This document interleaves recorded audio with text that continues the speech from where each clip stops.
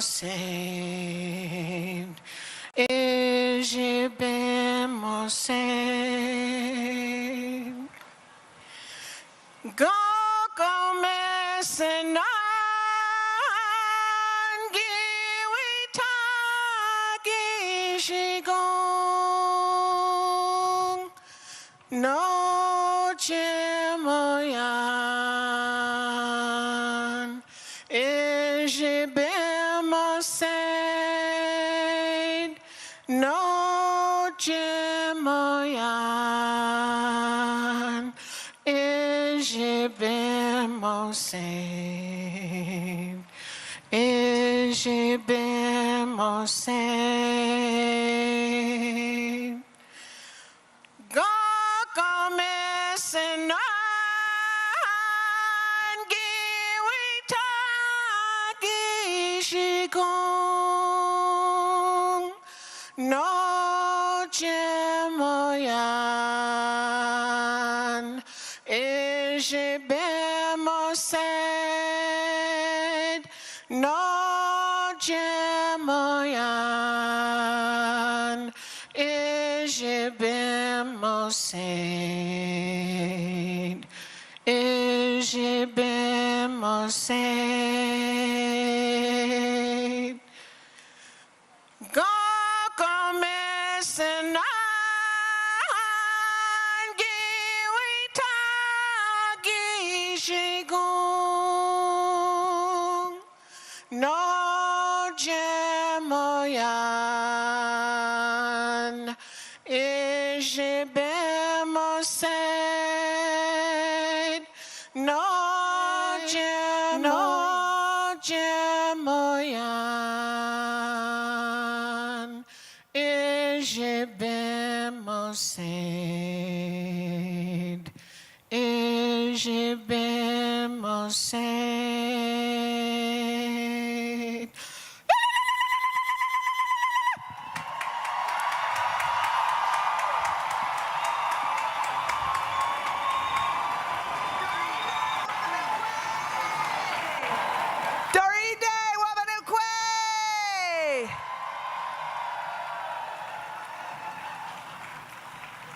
So y'all, being that a big part of this day is a tribute to all of you, we have another video from another super dope person who couldn't be here but wanted to lend his voice in a sort of montage of all of the great work that you did. There will not be enough dildo throwing in this video, I will warn you, but that's just the world we live in. I'm so sorry. So please, take a look at yourselves and see how amazing it really is.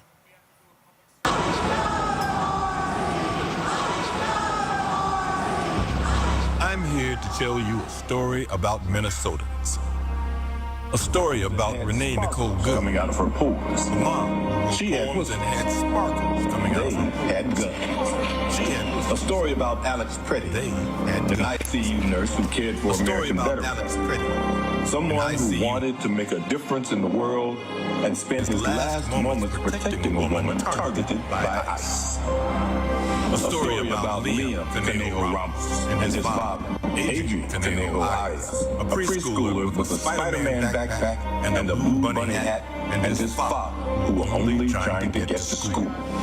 A story about all the people nationwide who have died at the hands of ICE. The thousands in Minnesota and across the country who have been hiding in their homes for months, afraid of being taken by ICE. The hundreds of thousands separated from their families, trapped in detention centers, are deported and dreaming of a way back home. Heartbreaking stories meant to exhaust us into submission. But not you, Minnesota. This is a story about a revolution starting in Minnesota. When your neighbors are being attacked and your communities are being targeted, you don't give up. You don't look away. You don't back down. You showed up. Protesting by the thousands, sub-freezing temperatures. Delivering groceries to neighbors in hiding. Driving friends to doctor's appointments and walking children to school. The heroism of ordinary people doing extraordinary acts of resilience. who showed the world what courage looks like. I'm not cold. I'm not afraid. Minnesota taught us to be brave.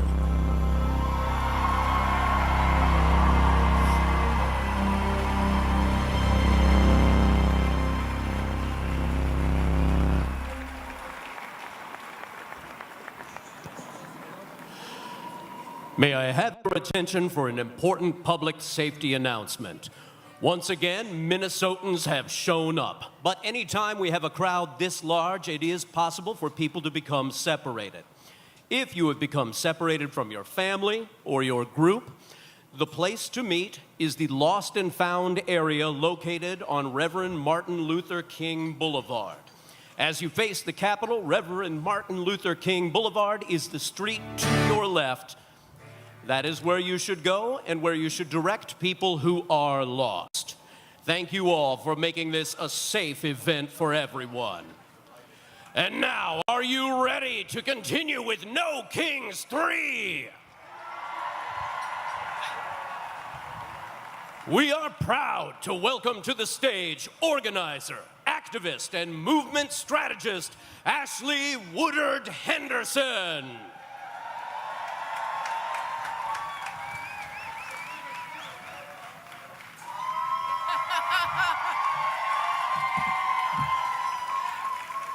Why are we in this situation that brings us down? Can't you see we are losing patience with oppression now? The people will rise, the people will rise, the people will rise. Sing with me. The people will rise, the people will rise, the people will rise. It looks like you're mighty risen today. It looks like you're mighty risen today. My name is Ashley Woodard Henderson, and I'm going to be your friendly MC today for this No Kings 3 flagship rally. How you doing? Look at this historic moment that Minnesotans built. Not a moment that happened to Minnesotans, but the moment you built. You built this moment. We are standing miles from where federal agents took the lives of Renee Good and Alex Preddy.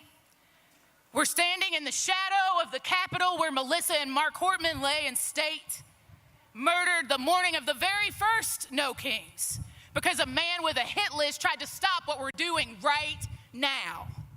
We honor them today.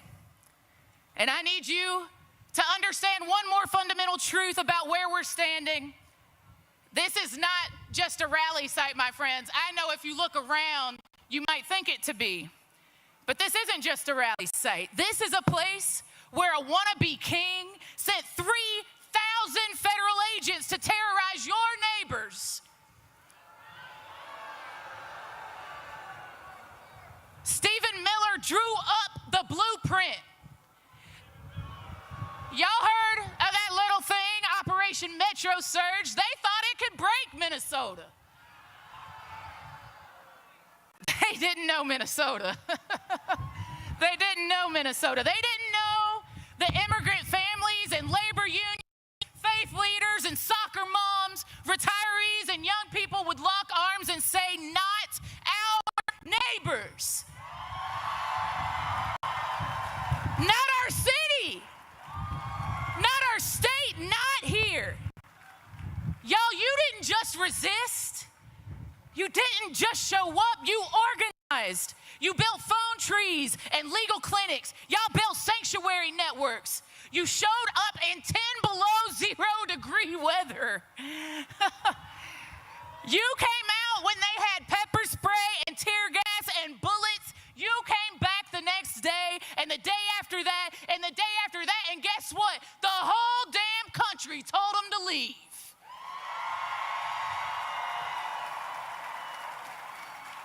And guess what, y'all? Kristi Noem and Greg Bovino, peace, they gone, right? The Twin Cities, the land of 10,000 lakes, guess what? Y'all still here, look around. We out here. That's not just a one-day protest, my friends. That's building power. You all are showing us why we ought to be here. Because Minnesotans, entire country, something that we all need to take seriously and learn. We do not wait for permission to protect each other. We do not beg a wannabe king to do the right thing. We organize. We refuse to comply or cooperate with evil forces in high places. When they demand our complicity and quiet disobedience, we do the right thing. We build people power together. And it wasn't just here. It was Los Angeles and Memphis, Washington, D.C., Chicago, Portland, Charlotte.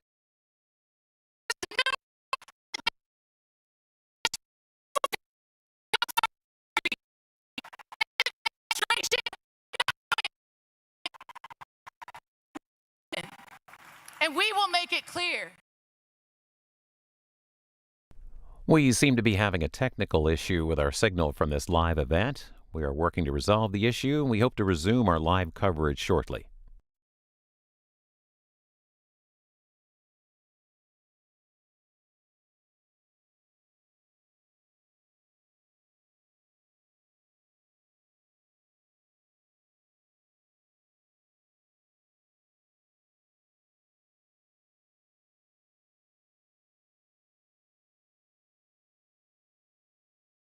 No kings protest on every continent except for Antarctica.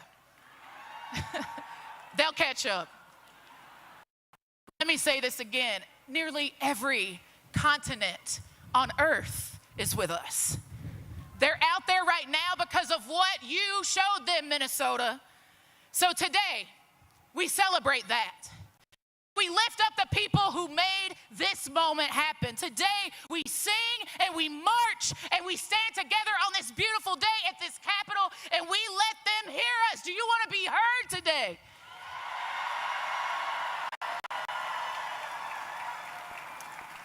Now, y'all know me because y'all been on the mass calls. I have to keep it honest with you. And you know I'm going to keep it real with you today and tomorrow. Today is not the finish line, my friends. How many of y'all, it's your first No Kings? Holler at me if it's your first No Kings. I see you. Welcome. Today is not the end of our work. Today is the beginning. Today is the proof of concept. What you built here in Minnesota, every single community in this country needs help to build. And they're going to need your help. Y'all, today, we're going to have a beautiful day, right? We are going to be powerful together today, right? We are going to be disciplined in our nonviolence today, right? We're going to build power together.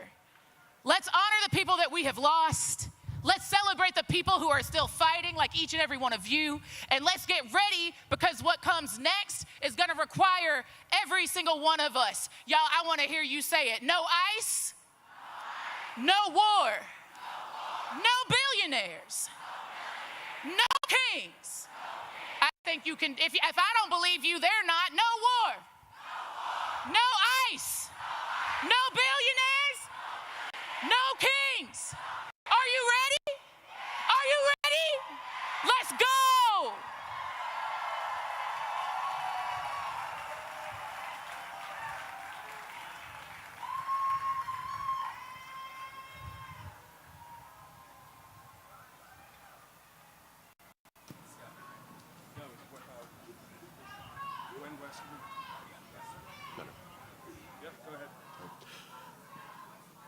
Please welcome to the stage Gwen Westerman, Minister Janae Bates, Imam Makram El Amin, and Rabbi Ariel Lekich Rosenberg.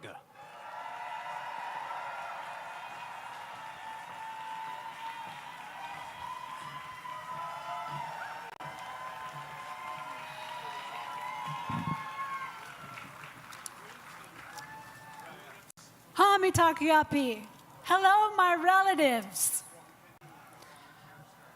Ampetukinde, ampetuan yupia kaata hike. O washte wayan kapi winde mie da makota. De Dakota makoche. O hani un kiksuapikte. This is for Renee and Liam and Alex and the thousands of others whose names we don't have with us today. When we stand together, possibilities seem endless, but only for those who can look up. How do we reconcile azure sky above white clouds with what is obscured below? The winding rivers, the broken hearts, the soulless eyes, the brush of wings, the lost dreams. Possibilities are endless, yet the needs are beyond measure. When time has run out and ties have been broken, when speaking out means losing your life, when chaos abounds and there is no shelter, when protecting a woman means losing your life. Who recognizes her talent when she has no hope? Who lends a hand when he cannot get up? Who welcomes them when all the doors close? The possibilities are endless when we stand together. Reach out, join hands, look up. We are Minnesota strong.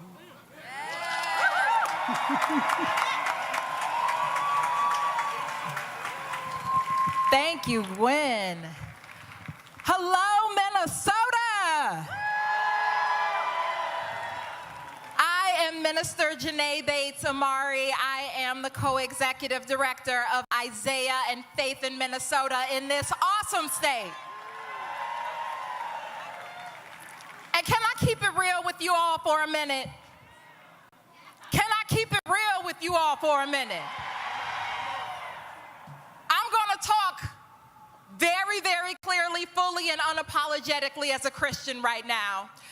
Because there are a bunch of Christians in this country who are professing to be of Christ, who are using something called white Christian nationalism. And right now, we are in the Lenten season. We are getting ready to celebrate tomorrow, Palm Sunday. And on Palm Sunday, there were two processions that happened. There was one that we hear about with Jesus on a donkey, but there was another with Pontius Pilate and Caesar, who declared himself as king, who tried to hold down the people of that time, who tried to tell us that we do not deserve better, who tried to oppress people with cruelty, who tried to tax people and take their wages and use them for things that were not about feeding the hungry, that were not about healing the sick, that were not about caring for the poor, that were not about loving thy neighbor.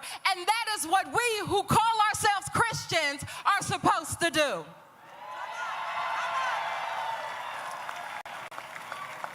And so as thousands of Christians are prepared to come right back here tomorrow at 2:30, right back here at this Capitol, we are coming together to declare that Christians need to stand up right now at this time.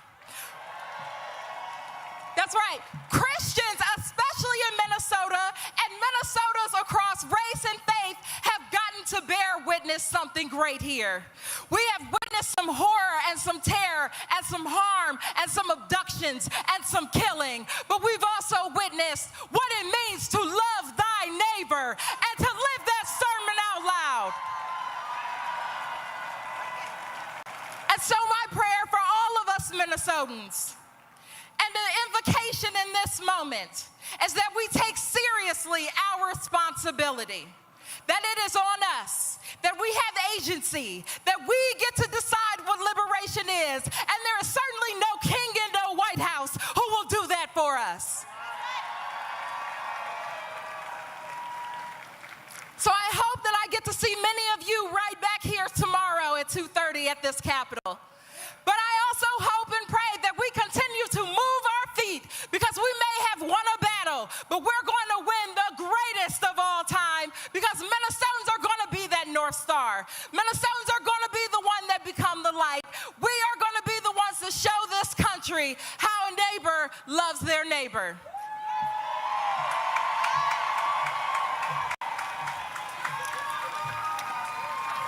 Greetings of peace. I greet you with the universal greeting of peace. Assalamu alaikum. May God's peace be with you. I am Imam Makram El-Amin, and I stand before you today as a Muslim. I stand before you as an imam, as an African-American man whose very existence is rooted in the struggle for dignity, justice, and freedom. Oh God, the creator of all, Lord of humanity, you created us from a single soul and made us nations and tribes that we may come to know each other. We ask you this day to bless this gathering, not just for our presence, but for our purpose, not just for our voices, but for our courage. We stand together in this moment where power seeks to concentrate itself in the hands of a few. Where fear is used to divide neighbor from neighbor, where the language of domination is dressed up as order. But we know better. We have seen this before. We carry the memory of oppression in our very bones. And we also carry the legacy of resistance in our spirits. Oh God, strengthen us to speak truth to power, not with hatred, but with clarity, not with violence, but with unwavering convictions. Let us not be intimidated by the machinery of authoritarianism, nor seduced by the comfort of silence. May us all people stand together for justice even when it's inconvenient. Make us people who protect the vulnerable even when it costs us something. Make us people who refuse to bow to any king except for you. And while we stand firm, oh God, strengthen our hearts towards one another. In this interfaith gathering, remind us that our diversity is not weakness, it is our witness. Together, Muslims, Christians, Jewish people, and people of consciousness will form a moral arc that no regime can permanently bend away from justice. Oh God, raise us to a higher level today. Let us be a just rally, not just a rally, but a renewal of our commitment to each other, a renewal of our belief that justice is still possible, a renewal of their courage to build a nation lives in its highest ideals. And when history remembers this moment, let it be said that we did not shrink, we stood. We did not divide, we united. We did not despair, we believed. May God bless you all. God protect this city, and God protect all of those who are working for justice, dignity, and peace. Ameen.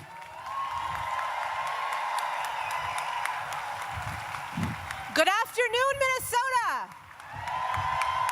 You're beautiful. My name is Rabbi Ariel Lekach Rosenberg. I'm the rabbi of Shir Tikva in South Minneapolis.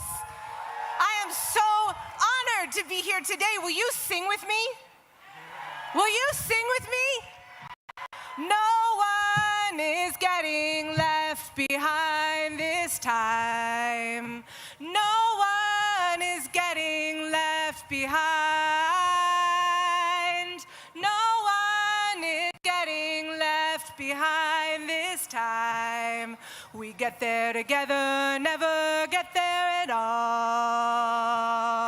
We get there together, never get there at all.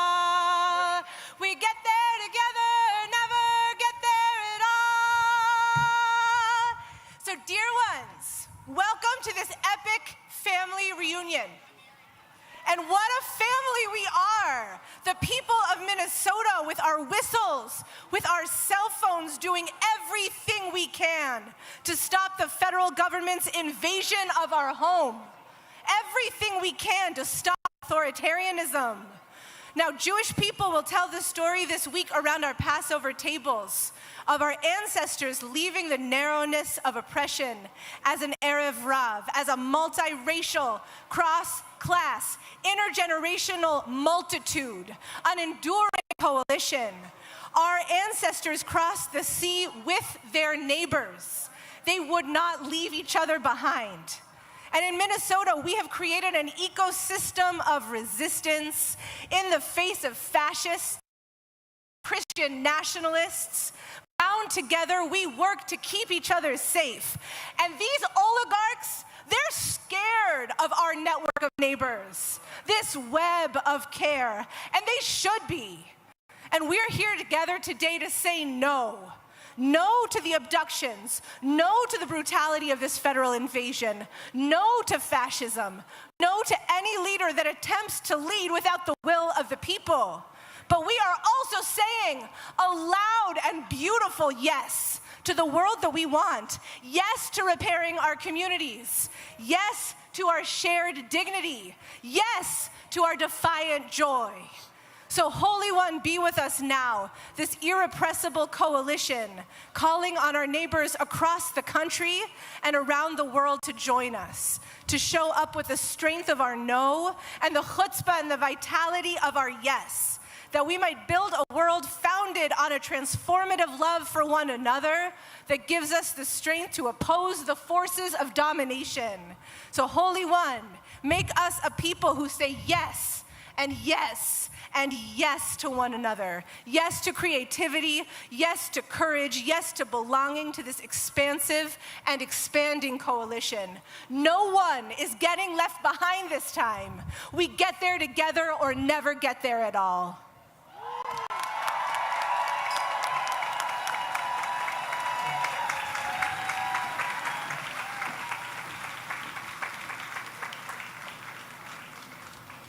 No Kings is proud to welcome to the stage 41st Governor of the great state of Minnesota, Tim Walz, and First Lady Gwen Walz.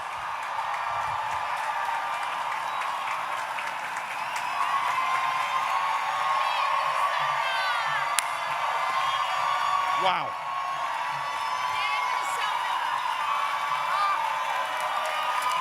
Hello, Minnesota. Welcome to the freest state in the nation. A state where you love who you choose to love. A state where you make your health care decisions. A state where you worship or not according to your own beliefs. And maybe most importantly, a state where everyone belongs. Thank you to all the organizers. Thank you to our sisters and brothers in labor for the work you do every day and being here making this possible. Look, when the wannabe dictator in the White House sent his untrained, aggressive thugs to do damage to Minnesota, it was you, Minnesota, who stood up for your neighbors, who stood up for decency, who stood up for kindness. And at this moment that we are still in, when democracy itself seems to be at risk, it was Minnesota who said, not on our watch, not on our watch.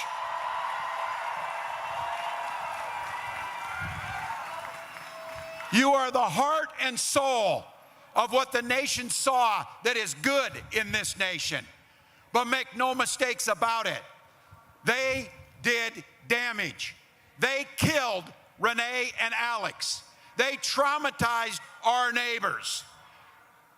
And just be very clear, our weather may be a little cool, but our people are warm and we're fierce. And my message, because this is not over, don't ever mistake our kindness for weakness. We demand justice for Renee Good and Alex Preddy. we demand justice for every single person who was hurt or traumatized.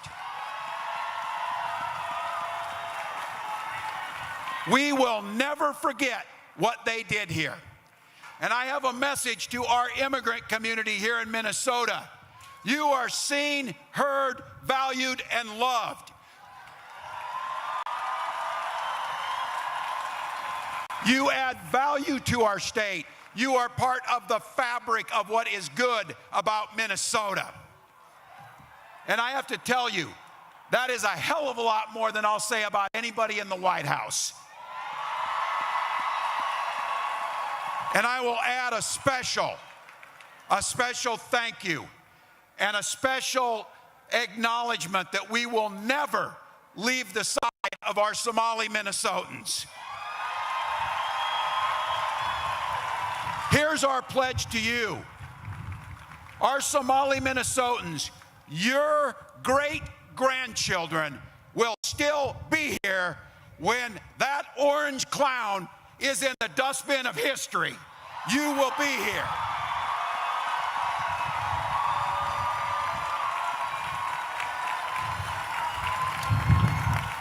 They call us radicals. I see that the president said it's a bunch of radicals. You're damn right we've been radicalized. Radicalized by compassion, radicalized by decency, radicalized by due process, radicalized by democracy, and radicalized to do all we can to oppose authoritarianism. So for those of you watching at home, welcome to the North Star State. Welcome to the land of hope and dreams. And it's my pleasure to be able to welcome somebody who has spent a lifetime giving voice to the working class, expressing our hopes and dreams, our fears, all of the things that makes us human, and has done that with a voice that resonated across generations. So I have to tell you, we're damn sure about this. We need no damn kings. But I'll tell you what I'm glad we have. We do need a boss. Please welcome Bruce Springsteen to the stage.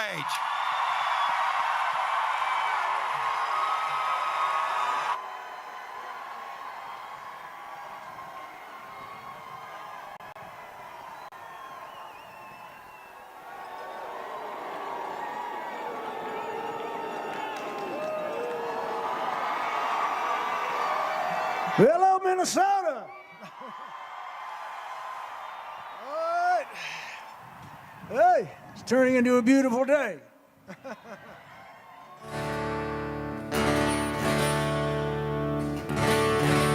Well, this past winter, federal troops brought death and terror to the streets of Minneapolis. Well, they picked the wrong city. The power and the solidarity of the people of Minneapolis and of Minnesota was an inspiration to the entire country. Your strength and your commitment told us that this is still America. And this reactionary nightmare and these invasions of American cities will not stand.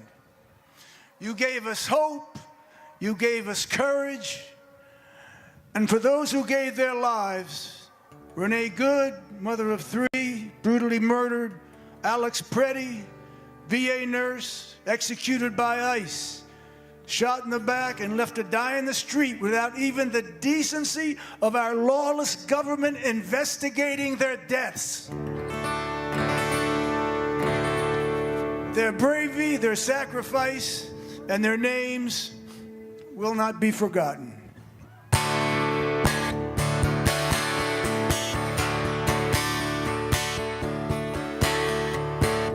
Well, through the winter's ice and cold, down Nicollet Avenue, a city of flame fought fire and ice, 'neath an occupier's boots.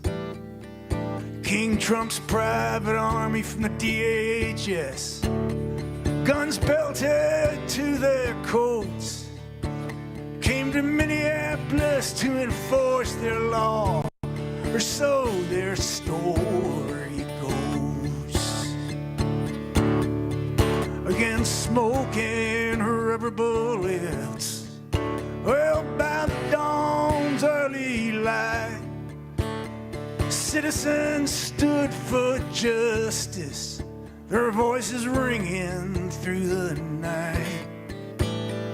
And there were bloody footprints where mercy should have stood. Two dead left to die on snow-filled streets, Alex Pretty and Renee Good.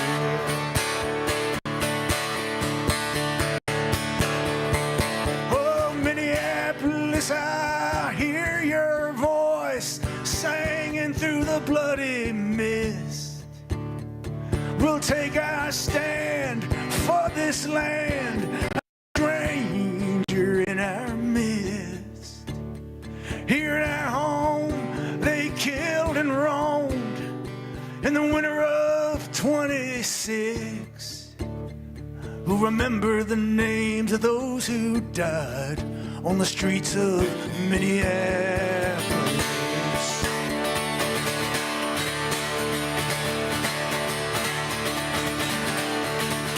Trump's federal thugs beat up on his face and his chest.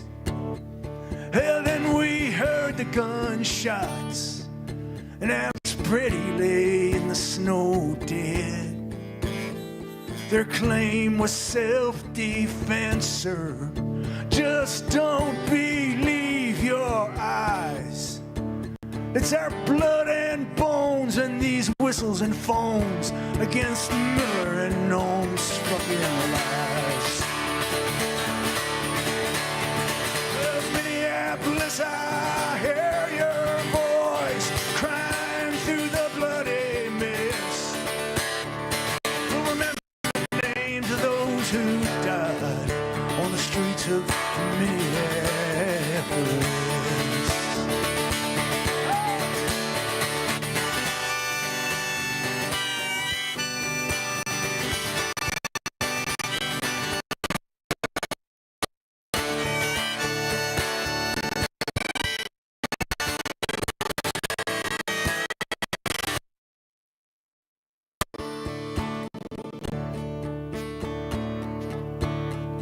They say they're here to uphold the law, but they trample on our rights. If your skin is black or brown, my friend, you'll be questioned or deported on sight. In our chance of ice out now, let me hear you. In our chance of ice out now. Let me hear you. In our chance of ice out now. City's heart and soul persist through broken glass and bloody tears on the streets of Minneapolis. Well, Minneapolis, I hear your voice crying through the bloody mist. Here in our home, they killed and roamed in the winter of 26. We'll take our stand for this land and the stranger in our midst. We'll remember the names of those who died on the streets of Minneapolis. We'll remember the names of those who died on the streets of Minneapolis.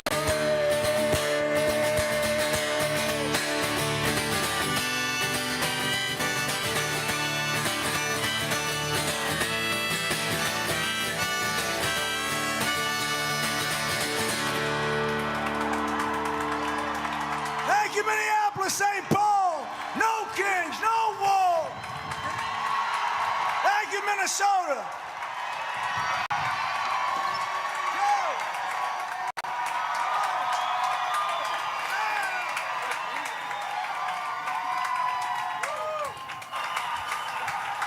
Let's hear it again for the boss, Bruce Springsteen.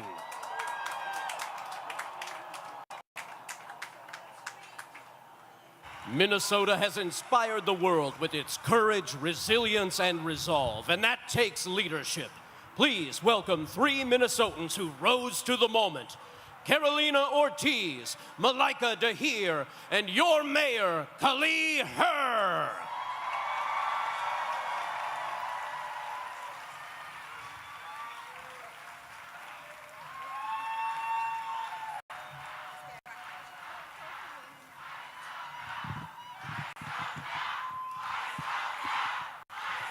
That's right. Ice out now. Good afternoon, America. I am Carolina Ortiz, Associate Executive Director of COPAL and a leader with the Immigrant Defense Network.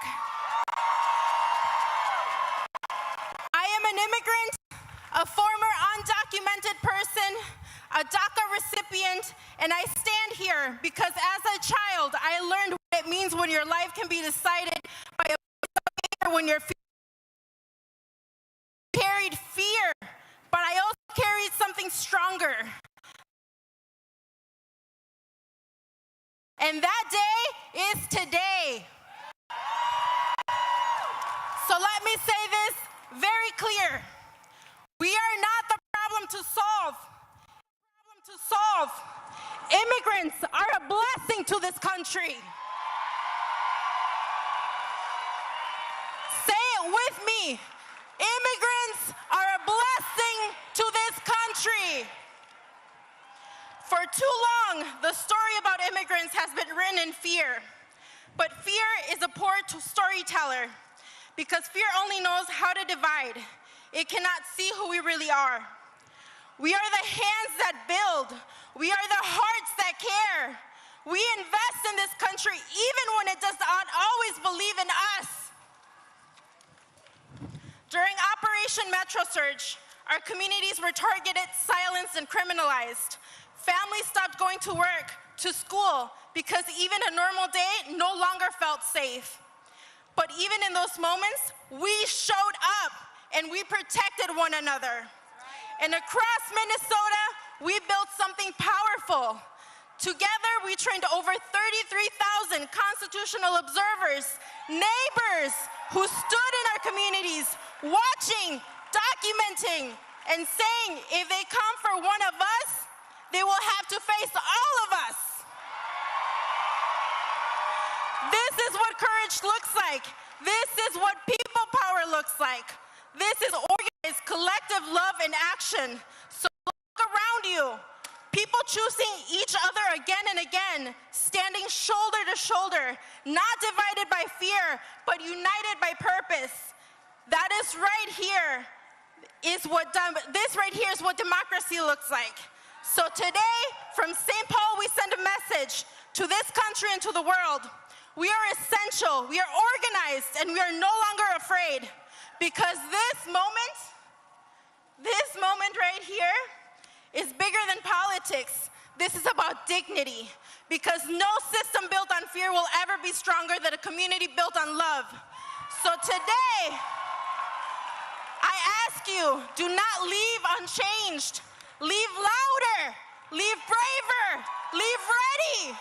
Because power does not belong to presidents or billionaires, and it does not belong to anyone trying to rule through fear. Power belongs to the people. Power belongs to all of us. Y ahora quiero decir algo en español a mi comunidad que está aquí presente. A cada familia que ha sentido miedo, a cada persona que ha tenido que ser fuerte incluso cuando no podíamos. Aquí nos organizamos, nos cuidamos y nos defendemos porque somos una comunidad de dignidad, de fuerza y de amor. Y aunque intenten dividirnos, aunque intenten silenciarnos, no podrán hacerlo. So let this moment travel. across the United States, across the world, and let it be clear to every single corner of this country, we are here, we belong, and we are a blessing to this country. Thank you. Gracias.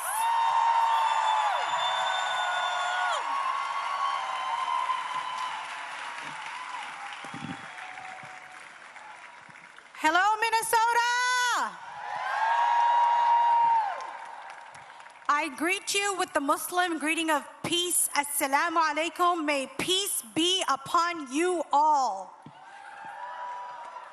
I also greet you with the Somali greeting, Galab Wanagsan. I want to begin by grounding us in truth.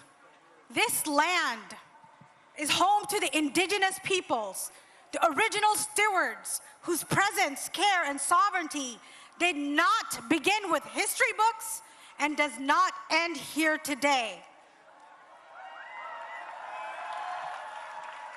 We must also acknowledge our African American sisters and brothers whose ancestors were forcibly brought here through slavery and who build, shape, and sustain this country through generations of struggle, resistance, and brilliance, and who are still waiting for justice and reparations.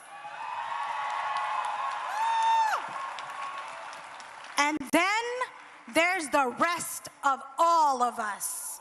All of us. Whether we come from Asia, the African diaspora, Latin America, North Africa, or Europe, we are all immigrants in this land. Many of us are here because of movement, whether by choice, by force, or by necessity. Whether our ancestors escaped monarchies, wars, persecutions, we crossed oceans and borders in search for a better life, liberty, and the pursuit of happiness. Naming this matters. It reminds us while our stories are different, they are deeply connected through histories of displacement, resilience, and the struggle for dignity. And now I'm gonna holler a little bit at my Somali sisters and brothers. Somali people are people who have known hardship, war, displacement, famine, the uncertainty of starting over.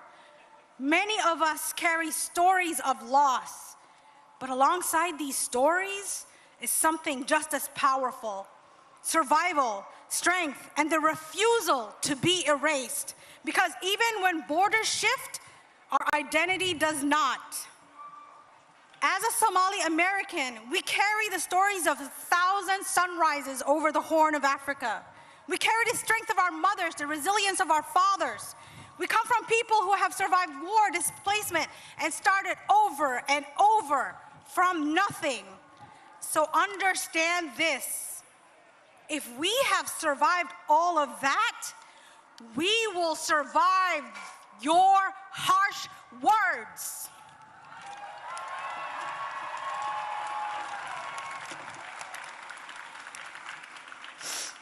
As immigrants, we rebuild, we adapt, we learn new languages while teaching our children our old ones.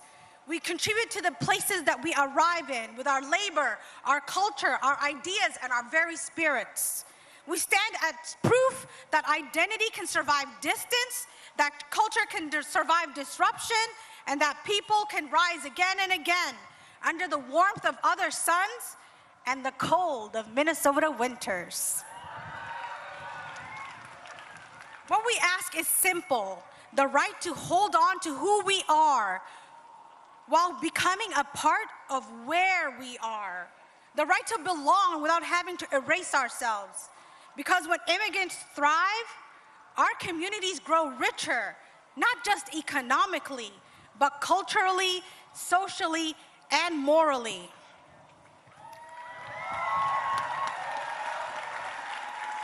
Over the last few months, Minnesotans have shown up in record numbers to protect one another. We showed the nations that our differences are our special sauce. Our neighbor's dignity will not be tied to where you were born. We showed the nation that it is tied to our humanity. Today, we stand at a moment in history that demands more than reflection. It demands action. Across the world and here at home, we are witnessing rising tensions and rising gas prices. We see policies that reshape who belongs and who is protected. We are seeing our authorities tested, expanded, and sometimes concentrated in ways that call for vigilance. This is not a moment for silence. It's a moment for clarity. And let us be clear. No thrones, no crowns, and no kings.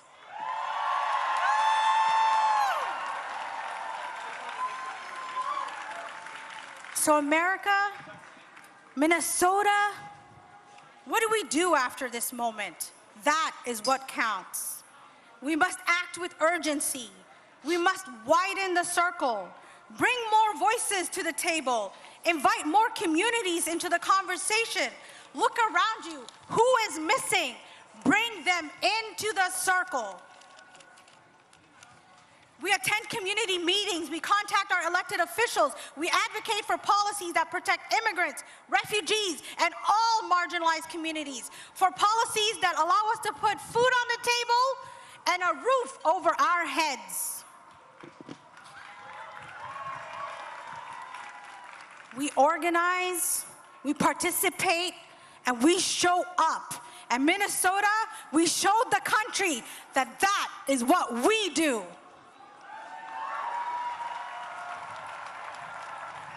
So let's continue to show up, not just today, not in this moment of crisis, but consistently, ongoing, relentlessly in our commitment to justice and inclusion.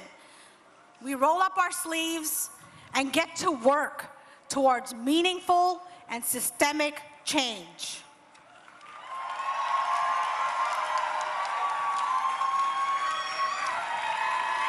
Hi, everyone. Nhớ rằng của cháu mình câu li va hơi của St. Paul Mayor. I want to welcome everyone in St. Paul here, communities across Minnesota, and all across the nation. As the mayor of our beautiful capital city, I welcome you. Today, we stand up to declare that 250 years later, that this is a land without a ruler, and we are a people without a king. Donald Trump tried to make an example of Minnesota. Get in Trump's way, and he will do to you and your community what he did to our beloved Twin Cities. But I tell you, do not be afraid.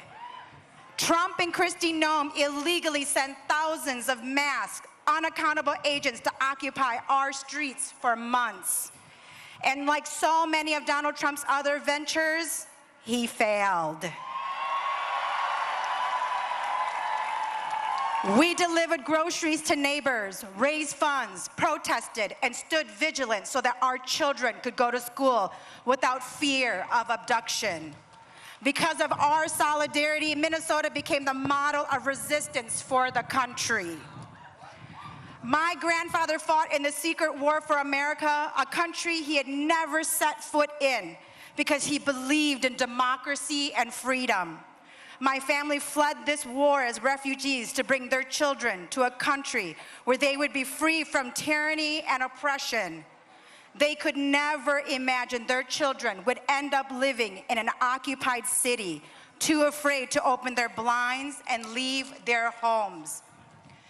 The occupation our community experienced is not who we are or should be as a country. I shouldn't. You shouldn't. Your children should not have to carry around their passports in fear of unlawful detention. We are not defined by the tragedy we experience, but by how we respond to it.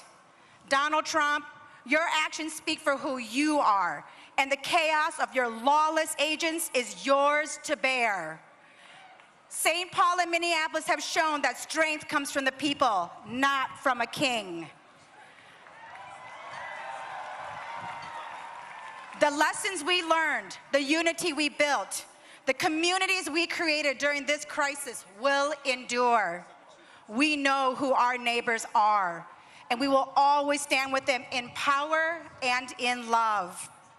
As Mayor of St. Paul, I want to thank our partners in the state, Governor Walz, Lieutenant Governor Flanagan, Attorney General Keith Ellison, my partner across the river, Mayor Fry, our neighboring cities and communities, the Minnesota ACLU, Twin Cities Indivisible, and most of all, I am grateful to all of you who stand with me when I say, no kings!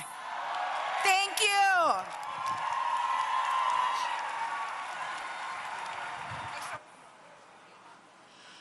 People across the Twin Cities have stepped up over many months to protect their neighbors and push back against authoritarianism. Now it's time for the world to hear their stories. Give a warm No Kings welcome to Flannery Clark, Nick Benson, Natalie Arrett, and Nakima Levy Armstrong.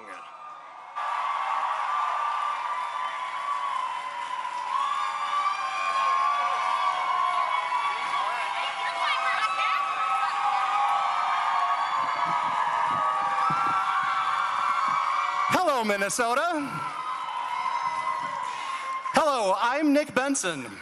I like airplanes, and I'm a plaid-clad working dad. Most importantly, I'm a Minnesotan.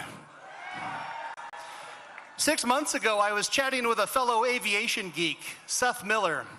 He's an outspoken critic of ICE deportation flights. I said, Seth, I really admire your courage. I wish I could do that. He replied, it's not that hard, you just have to do it. Now I'm here, volunteering with Minnesota 5051. We count every person being loaded on ICE flights at MSP. There were 19 yesterday. We revealed that Delta Airlines is flying Minnesota kids to concentration camps. Seth told me it's not going to be that hard, but truthfully, it's been a struggle, hasn't it? We've been remembering Victor Manuel Diaz, Renee Good, Alex Preddy. We've been thinking about our neighbors who've been stuck at home, unable to go to school, work, or the doctor. We've been thinking about the kids who are not sure if mom or dad will be home tonight for bedtime snuggles. The students who are not sure if their friend with a cute hat will ever get to play with them ever again. We've knelt in apartment hallways, Spanish over speakerphone, explaining that we were there to help. We've woken up full of rage after a nightmare, discovering ICE agents lurking in another place that used to be safe. It wasn't easy, but we had to do it. But what if Metro Surge wasn't the end? What if it was just the beginning? What if the upcoming year is worse than the year before? Silent businesses, complicit institutions, and cowardly politicians keep failing us, but you don't have to. My fellow Minnesotans, I'm giving each one of you here today explicit permission to act with courage. It's not that hard, you just have to do it. Be the neighbor that Mr. Rogers knew you could be. Be a helper. When the government fails to meet our needs, we meet them ourselves. We feed each other, clothe each other, and care for each other. We keep us safe. So when others are silent, speak up. Stand up for health care, education, childcare, and housing. No kings is a great start, but we also need to be done with cowards. When I say no kings, you say no cowards. No kings. No kings. I love you, Minnesota. Fuck ICE.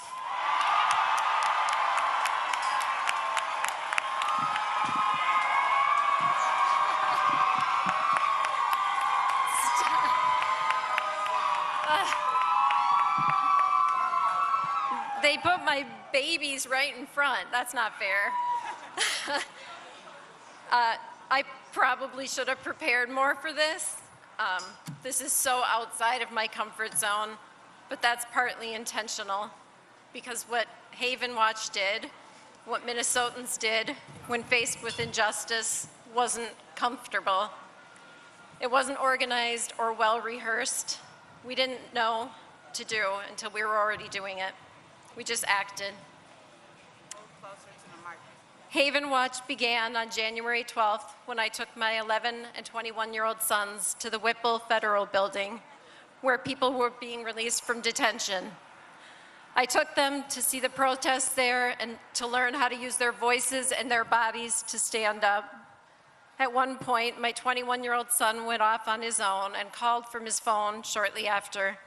He told me he had found 2 girls wandering in the cold, freezing, without phones, and he had them in our car, giving them food and water and letting them use his phone to call home. My son Jack did that night what Haven has done every day and night since then.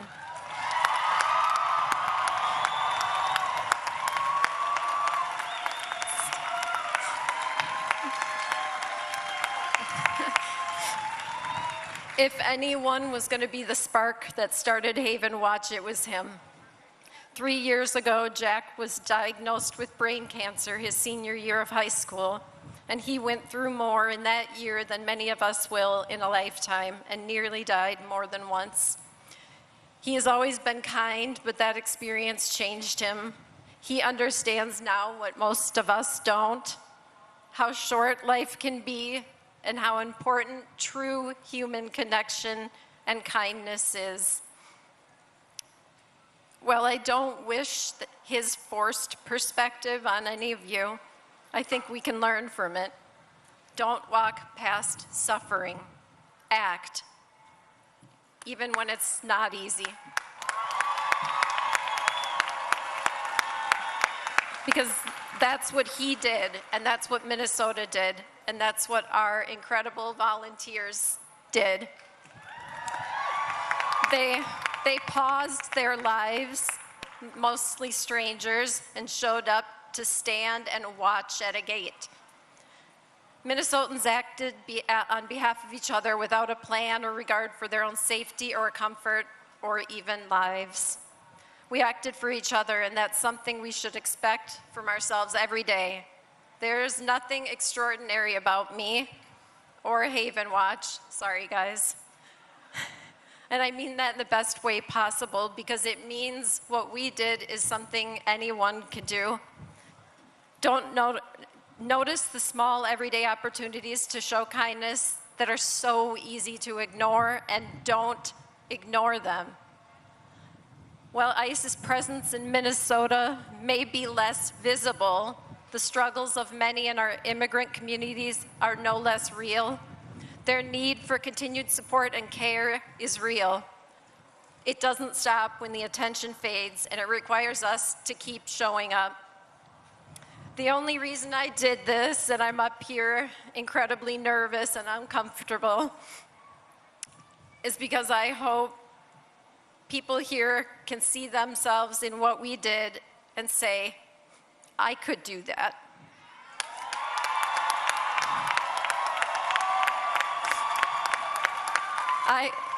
I could bring 2 people who are freezing into my car and let them use my phone.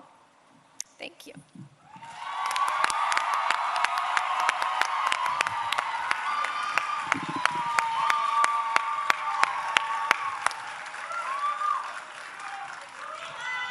How y'all doing out there? I'm Nikema Levy-Armstrong, civil rights attorney, activist, and someone standing firmly against authoritarianism, tyranny, and fascism of the Trump administration.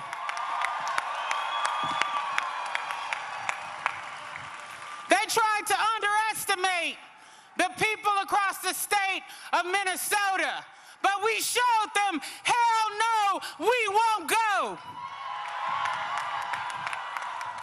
That we'll continue standing up for the rights of our immigrant brothers and sisters. That we're standing up for those who are being ignored, those who are being treated as if their lives are disposable, and who are being treated as if their lives don't matter. But we have to remember that this struggle did not start with Donald Trump taking office again. It started with our indigenous brothers and sisters standing up for their land, for their people, their dignity, their traditions.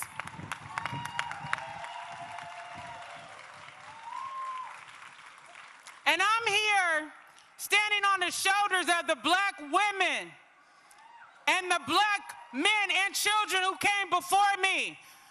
Harriet Tubman, Rosa Parks, Fannie Lou Hamer, Sojourner Truth, and so many others who stood up for freedom, justice, and equality. We cannot forget about the struggle of those women who organized in our communities, who taught us that we matter. And when they fought, we all win.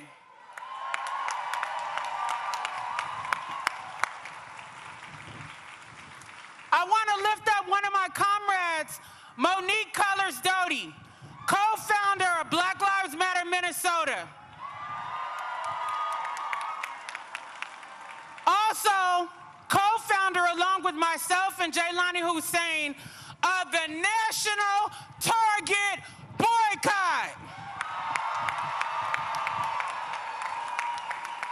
The National Target Boycott started right here in Minnesota, where Target is headquartered.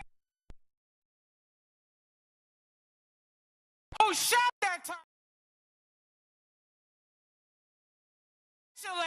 to Donald Trump and align itself with authoritarianism. We decided that it was time to hold a hometown company accountable for their actions. When they decided to roll back diversity, equity, and inclusion, we the people decided to roll back our dollars and shop elsewhere. I don't care what mega passers they send from Atlanta or the Two Stooges with them. The Target boycott continues.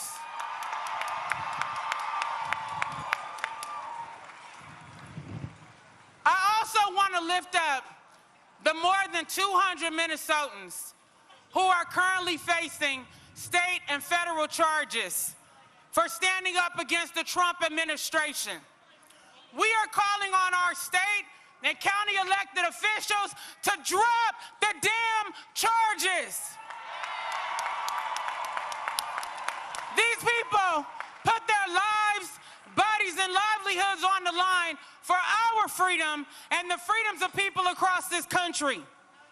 Myself, along with Monique and other black women, are also co-organizers of the city's church protests that took place on January 18th during Dr. King weekend. There are 39 of us right now, the righteous 39, who are being charged by the Trump administration for standing up for freedom, justice, and equality. We need to stand behind those of us who are calling out ICE, fascism, tyranny and authoritarianism on behalf of the people, standing up for our immigrant neighbors, standing up for Renee Good, standing up for Alex Preddy, and calling for justice.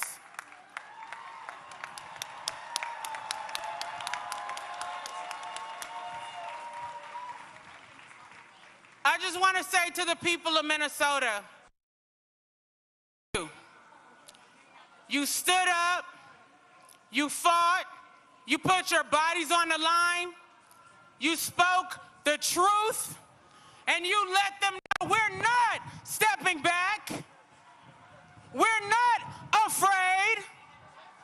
We will continue to rise up for the people of this country, for our immigrant neighbors, and for the future of our democracy.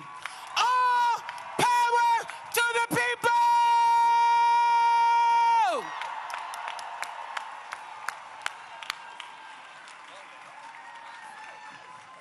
My name is Flannery Clark. I'm from the south side of Minneapolis.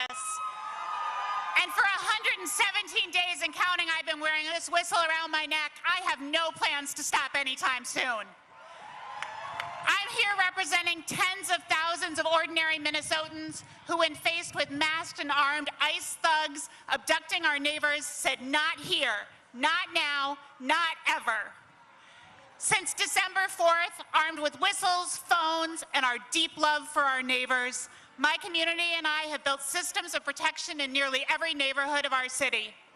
We did this to ensure our neighbors would not be abducted and disappeared into DHS prisons.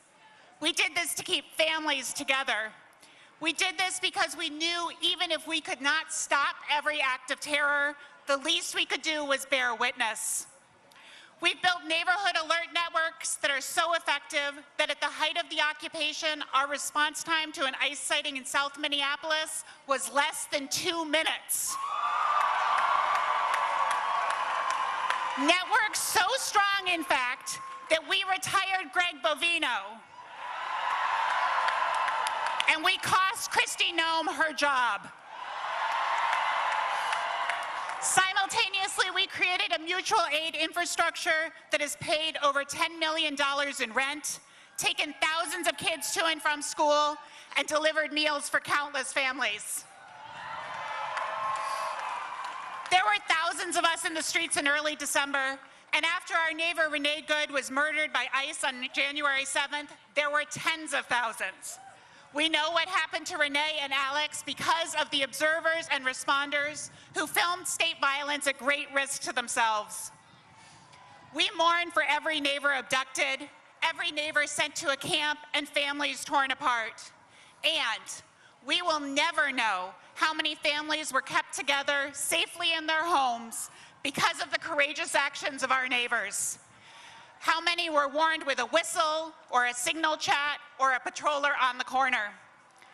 The rapid responders of Minnesota are heroes, but they are also ordinary people. These neighbors of mine, these absolute heroes, were tear gassed, harassed, and came right back in the streets. Heroes who unfailingly blew a whistle every time they saw an ICE agent, who recorded every abduction so no neighbor would disappear in darkness. Heroes who understand that it's our moral imperative to stand up, even when it's scary, even when we are terrified, even when guns are pointed at us. I am representing tens of thousands of people whose names you will never know. I'm not here to take credit for them, but I am here to tell you that your neighbors are heroes. They are heroes in thousands of different ways, most of which we will never know. I've never been so proud to be from Minnesota. I am so proud to have seen us step up and become the community we have always needed, to build the world that we know we won't ever stop fighting for.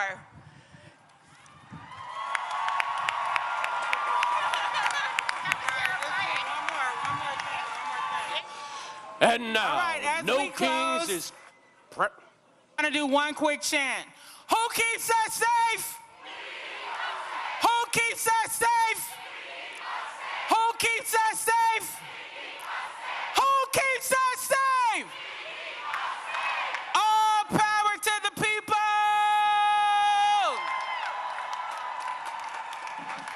And now, No Kings is proud to welcome to the stage Senator Bernie Sanders.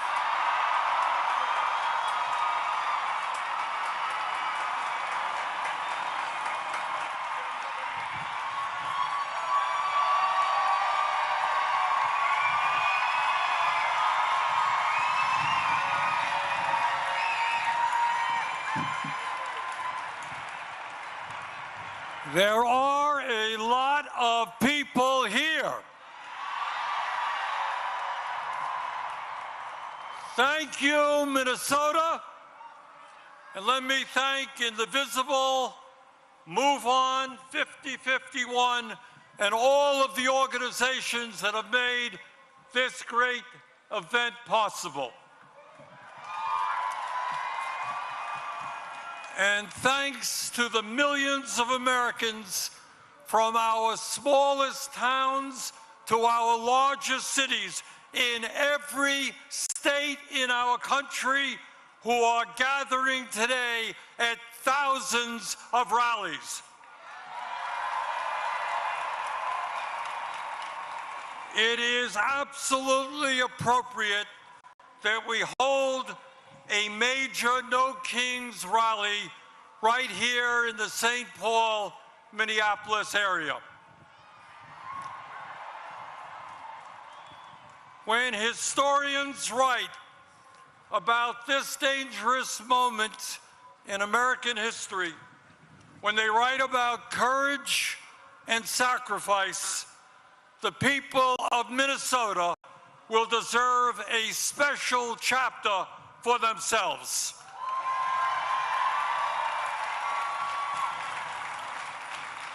In the face of unprecedented occupation of this city by ICE, Trump's domestic army, this community stood up and with extraordinary solidarity fought back and won.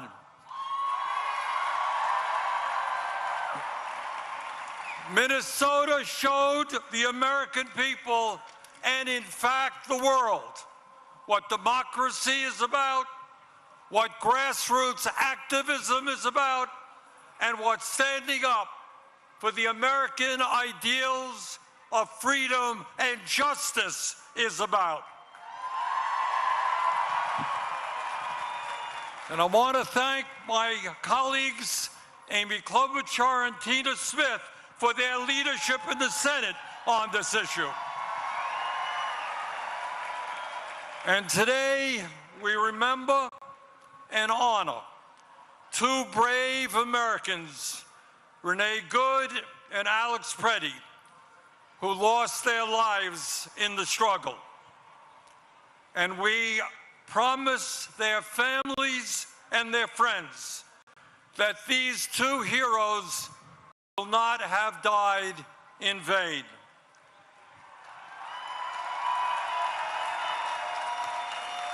Their sacrifice has inspired and will continue to inspire the American people in the never-ending struggle for justice.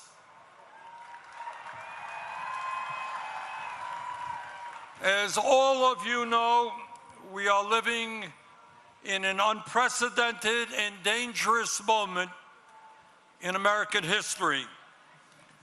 In many ways, the future of our country, and in fact the entire world, is hanging in the balance. And the actions that we take now will determine what the future looks like. The choices that we face are clear. In the wealthiest country in the history of the world, at a time of massive breakthroughs in technology, we now have the opportunity to create a nation in which all people can enjoy a dignified standard of living, where we wipe out bigotry and hatred, and where all of us can live in peace and participate in a vibrant democracy.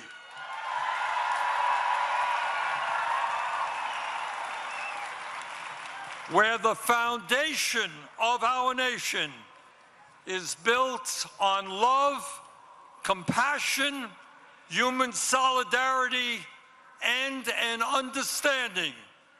As your great former senator, the late Paul Wellstone, said, we all do better when we all do better.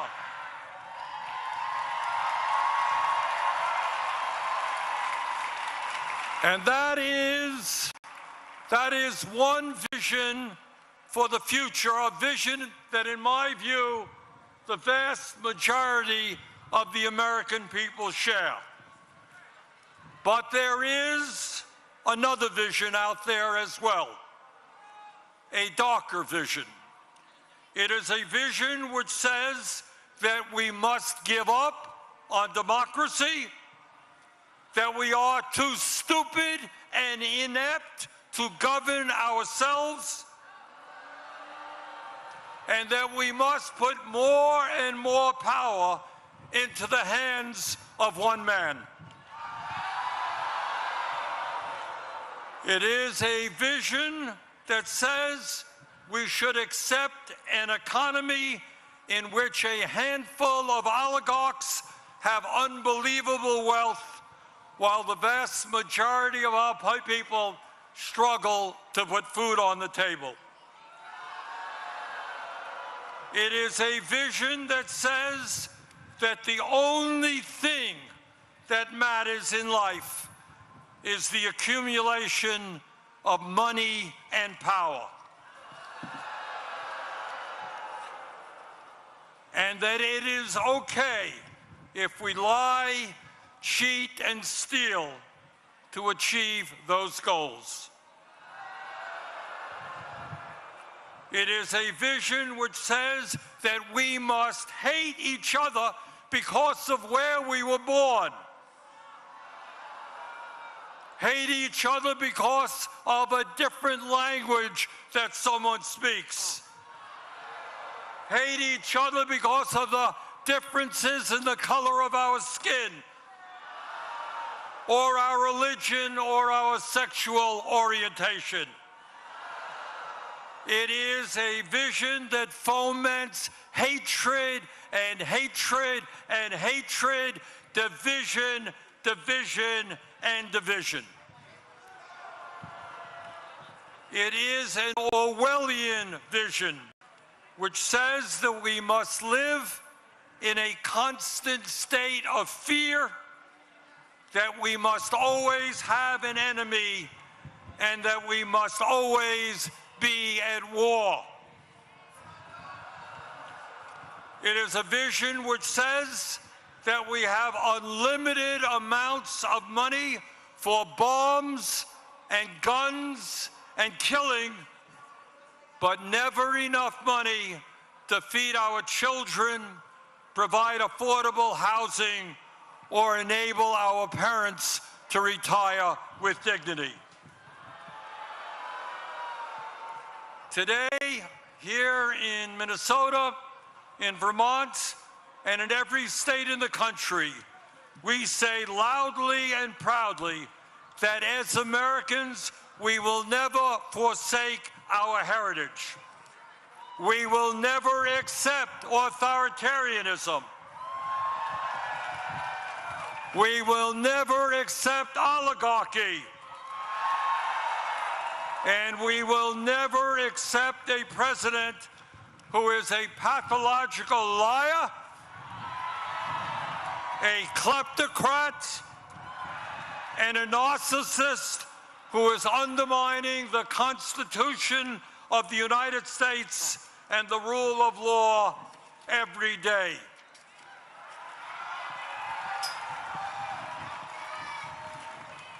We will never accept government policy that gives massive tax breaks to billionaires, throws 15 million Americans off the health care they have,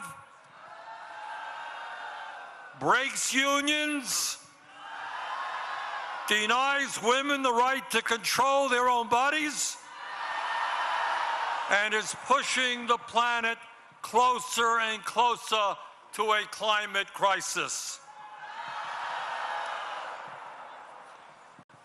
In the last year, I must confess, I've been thinking a lot about American history, about the men and women in 1776 who, with unbelievable courage, announced to the world that they would no longer be ruled by the King of England, who had absolute power over their lives.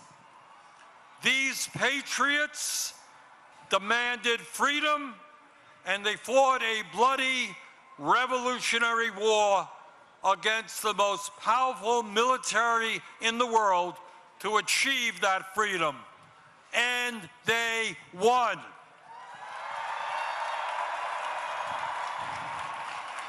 And after their military victory, they established the first democratic form of government in modern history. In 1789, they said loudly and boldly to the entire world, here in this new nation of America, we don't want kings.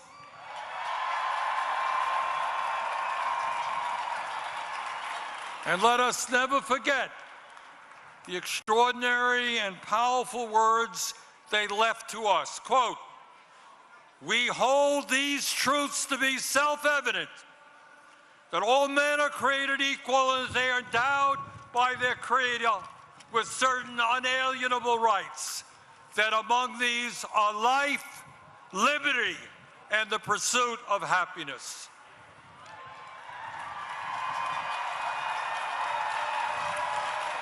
And today, in 2026, our message is exactly the same. No more kings. We will not allow this country to descend into authoritarianism or oligarchy. In America, we, the people, will rule.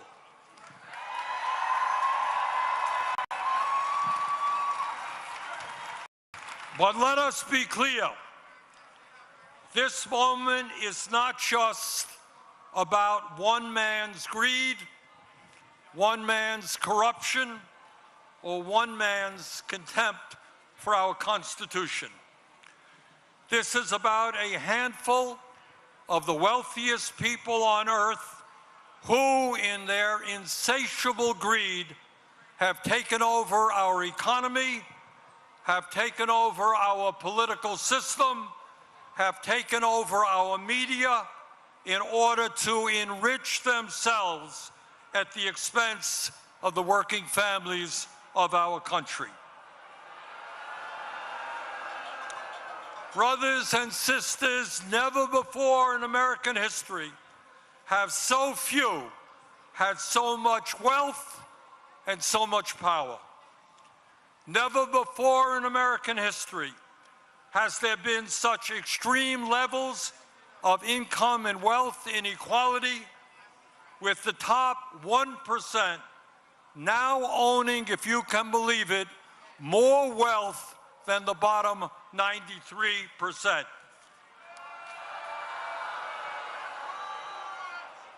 Never before in American history had we seen the super rich expand their wealth so rapidly. Last year alone, after receiving the largest tax break in history, 938 billionaires in America, fewer than 1,000 people, became $1.5 trillion richer. And our president, honest Donald Trump, became over $1 billion richer himself. Never before in American history have we seen a ruling class within a corrupt campaign finance system spend so much money to buy politicians. In the coming midterm elections, the billionaires will spend many, many hundreds of millions of dollars to make sure that government continues to work for them and not working families. Meanwhile, while the richest people in America become much, much richer, 60% of our people here in Minnesota, in Vermont, and all over this country are living paycheck to paycheck, struggling to put food on the table, struggling to pay their rent and their mortgage, struggling to pay for child care and education, and struggling to put a few bucks aside for a decent retirement. In America today, tens of thousands of our people die every year unnecessarily because they cannot afford to go to a doctor.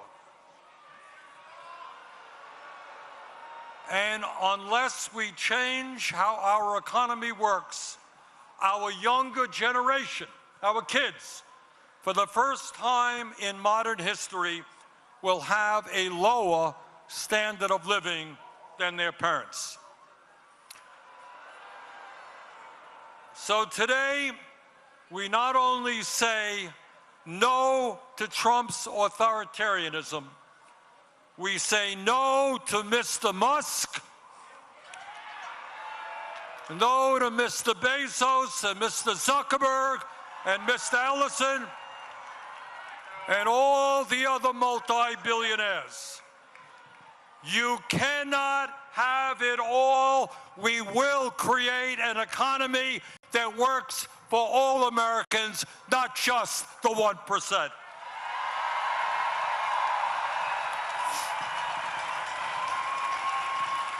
Brothers and sisters, it is not just the authoritarianism of the Trump administration that we must combat. It is not just the oligarchs and their insatiable greed that we must combat. Now, as the news literally of today reminds us, we have got to stop the out-of-control militarism of the Trump administration, whether it is here at home in cities like Minneapolis and St. Paul or abroad.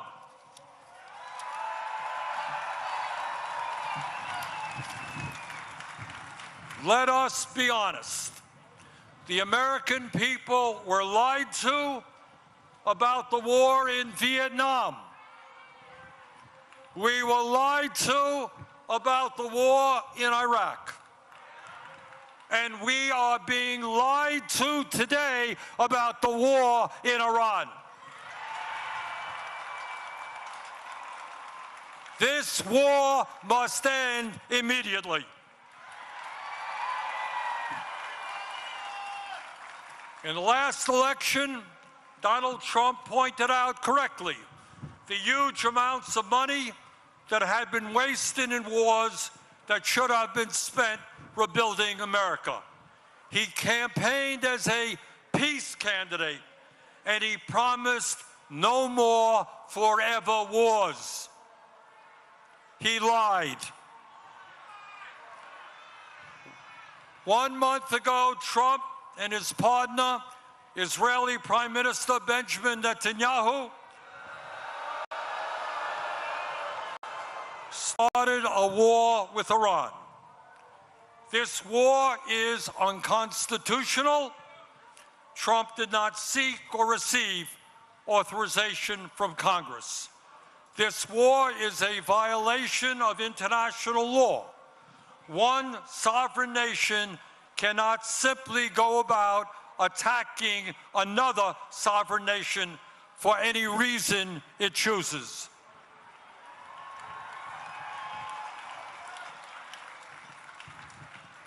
Since this war began, 13 American soldiers have been killed and hundreds have been wounded, including another 12 yesterday. In Iran, nearly 2,000 civilians have been killed and many more wounded, and 498 schools have been bombed by American and Israeli missiles. In Lebanon, more than 1,000 people are dead, and more than 1 million Lebanese people, 15% of their population, have been displaced from their homes. In Israel, 20 people have been killed and over 5,000 wounded. In the West Bank, Israeli vigilantes are burning down homes and killing Palestinians. At a time when gas prices are soaring, when many Americans cannot afford the basic necessities of life, it is estimated that this war has already cost $1 trillion.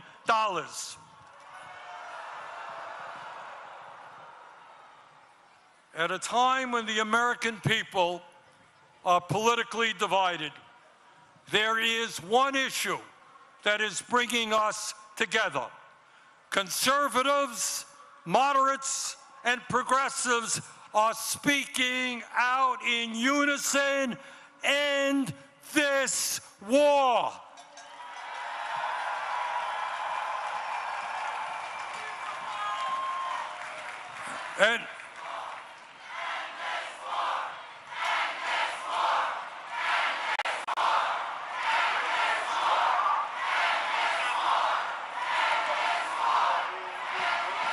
And as a U.S. Senator, I want to just mention to you about what I intend to do about it. First, we have got to make sure that Congress does not send another $200 billion to fight this war.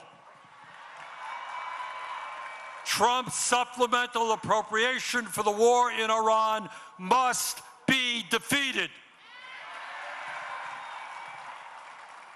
Secondly, I will be forcing a vote in the Senate on legislation to block the sale of nearly $1 billion in weapons to the Israeli military for bombs and bulldozers.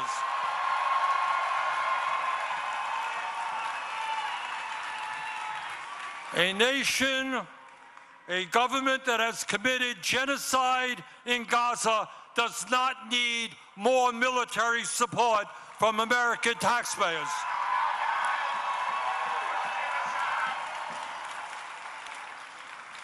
My fellow Americans, we are all proud to live in a country which throughout our history has inspired people throughout the world to struggle for freedom, for democracy, and justice. And we understand that when we stand together and not let demagogues divide us up, we can continue to inspire the world to believe in a brighter future.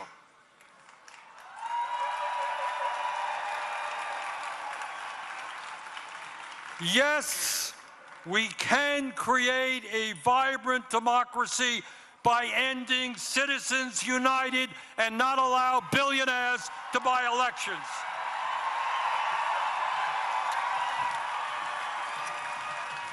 Yes, we can create an economy that works for every man, woman, and child in our country, and not just a handful of billionaires. Yes, we can make certain that the revolutionary technologies of artificial intelligence and robotics are used to improve life for all of us and not just make the rich owners of that technology even richer.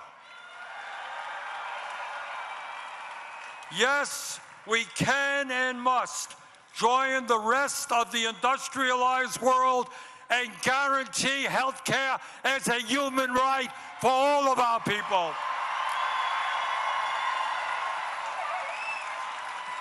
Yes, instead of spending $1 trillion a year on the military, we can wipe out homelessness and build millions of units of low-income and affordable housing.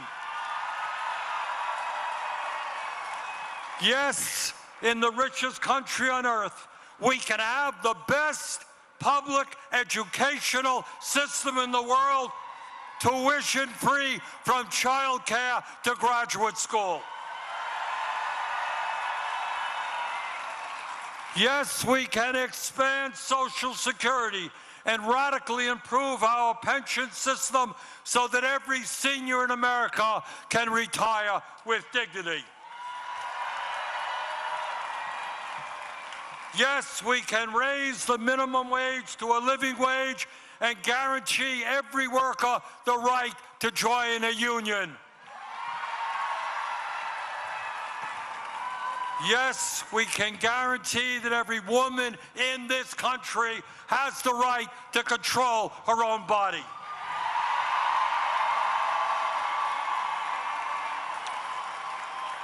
And yes, when billionaires are paying an effective tax rate lower than a truck driver or a nurse, we can and must make certain that the top 1% and large profitable corporations start paying their fair share of taxes.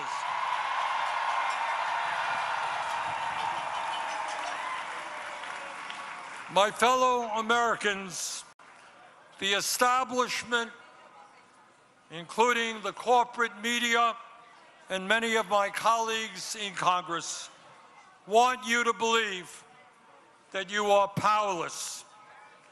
They want you to believe that you cannot change the status quo, that because of their wealth and their influence, there is nothing you can do to combat them. But that is a lie.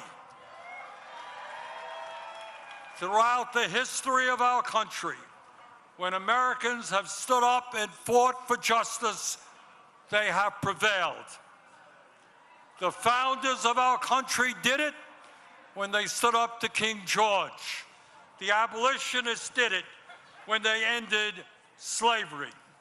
The working class did it when they stood up to their bosses and formed unions. The suffragettes did it when they demanded that women have the right to vote. The LGBT community did it when they demanded basic human rights.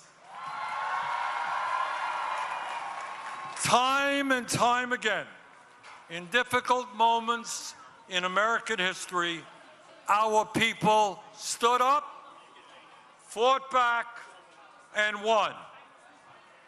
They did it then, we can and will do it now.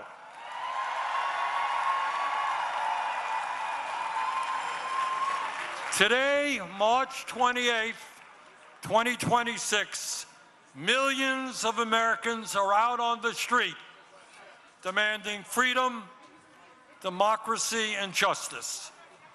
But we must make certain today is not the end of our struggle, it is the beginning. Together, when we stand united, we can and will create the kind of nation that you and I know that we can become. Thank you all very much.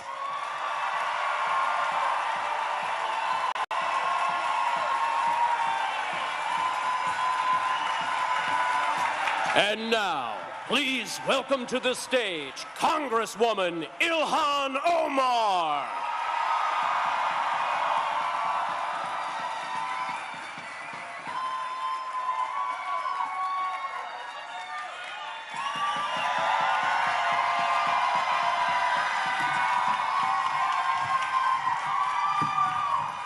Hello,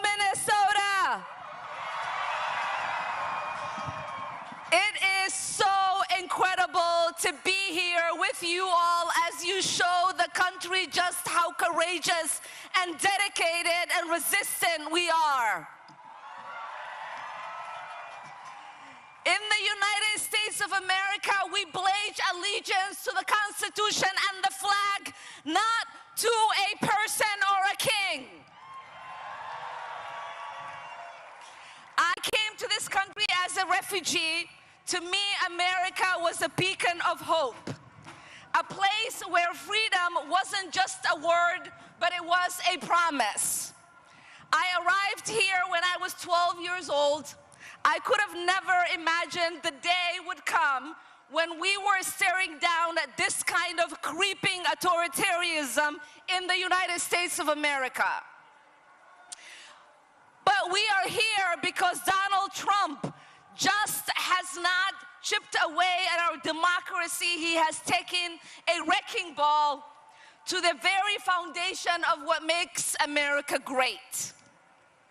He has tried to intimidate Minnesotans. He has tried to make us afraid. He has tried to divide us.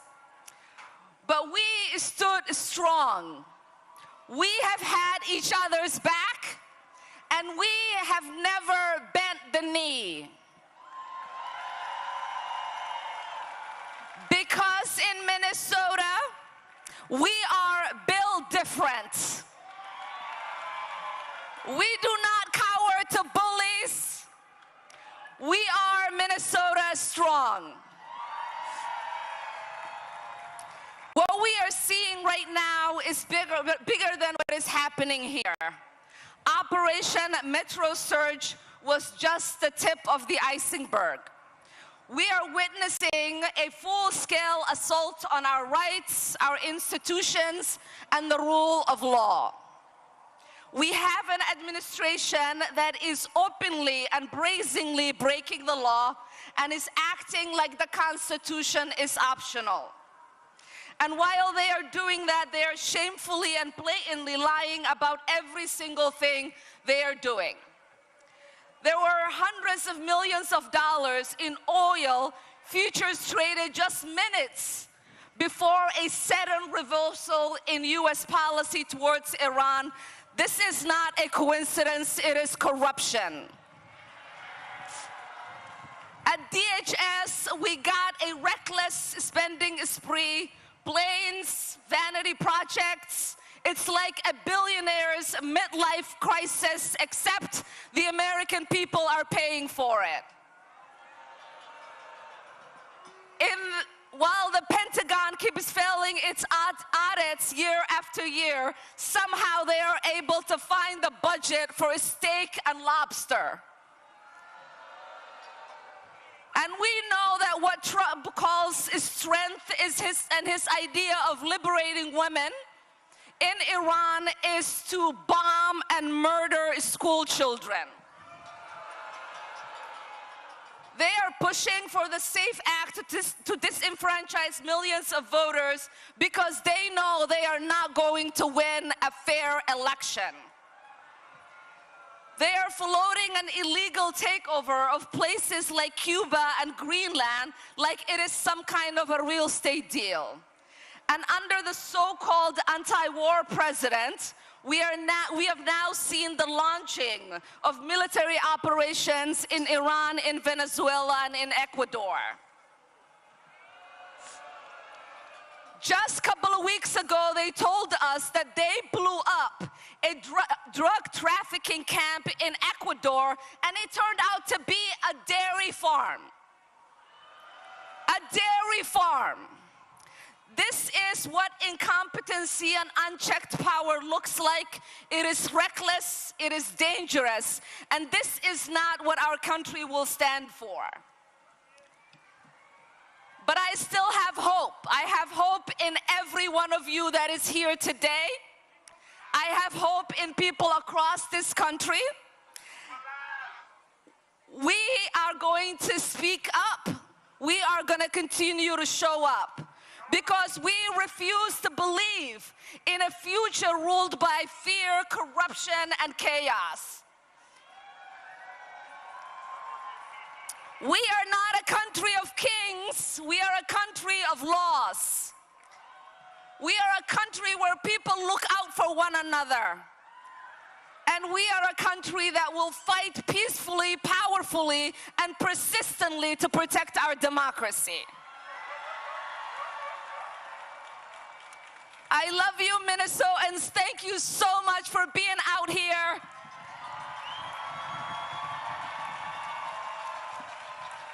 And now it is my honor. It is my honor to introduce a lifelong hero of mine, the incredible, brave, courageous Jane Fonda.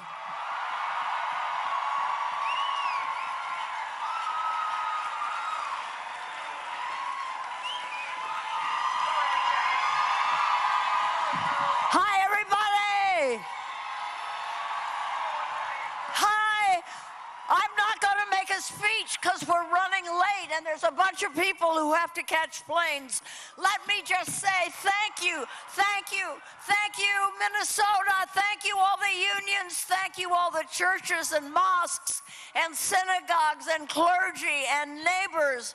We are learning so much from you. Now, when I point to you, you're going to say Minnesota, okay? When people ask me how I know we will win, I have one word to say. When people ask me how I know love is stronger than hate, I say. When people ask me how nonviolence can win, I have one word to say. Thank you, Minnesota. Now, Becca Good, the wife of Renee Good, has asked me to read a statement, which I am honored to do. Hello, Minnesota. This is from Becca Good. I am so proud to call Minneapolis my home. I can't stop talking about how absolutely beautiful it is to see how Minnesota shows up for its people. I want to say thank you for how you've shown up for me, how you've shown up and shown out for all the people victimized by this horrible moment in history. So many people have reached out to me and surrounded me with safety and care, and I know I am not alone in feeling in awe of your generosity. Neighbors are paying people's rent and groceries. Hundreds of businesses become community hubs. This is beautiful. And beyond Minnesota, people all over the country and the world care about what happens here to all of us. I've received cards from elder grandmas saying, "This is not what I voted for." I feel it, Rebecca says. I feel it, the immense love. And now other cities are taking their cue from what we've learned and creating new ways of caring for each other. Right on. And I want you to know that my sweet dog Wapsie is okay. All right. We love dogs. She is my sidekick and best friend for 12 years, and she is healing alongside me from what we lost that day. The reality is I am so heartbroken. I miss my wife. The world now knows that my wife sparkled with sunshine and shone with kindness that is unmatched. We were robbed of an incredible human. It has made people pause and take a breath and have to choose sides. We choose the side of love, yes.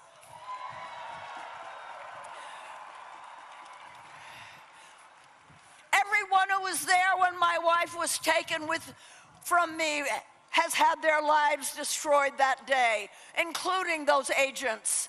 What we need is to stop destroying life.